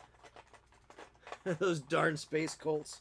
Yeah, well, that's always the funny thing, going up to Indianapolis for Gen Con. That's where the Colts play, at Lucas Oil Stadium. And so it's got blue banners with the Colt horseshoe on it. And of course it looks like the big Ultramarine. It looks like big Ultramarine banners hanging everywhere. So it's always funny. And I was on the bus, the little shuttle from the parking lot to the main venue, and there was a kid on there, had a Space Wolves, looked kind of like a homemade Space Wolves t-shirt before Workshop really got deep into the merchandising as they are now. And they're still not as deep as I think they could be. But you can at least get official gear. But this kid had like a homemade Space Wolves t-shirt on, and I thought that was pretty cool. But as we were driving up, I pointed out the window and I pointed at one of the banners. I said, "Look here, pup, you're on Ultramar. You're on Ultramar now." And he laughed and I laughed and we had a good time. So, hey, yeah, Midril, definitely. I'm glad you could be here. So appreciate you keeping me around to my normal time. And we are moving out just a little early, but we're gonna go ahead and raid out on Twitch here. So we're gonna say good night to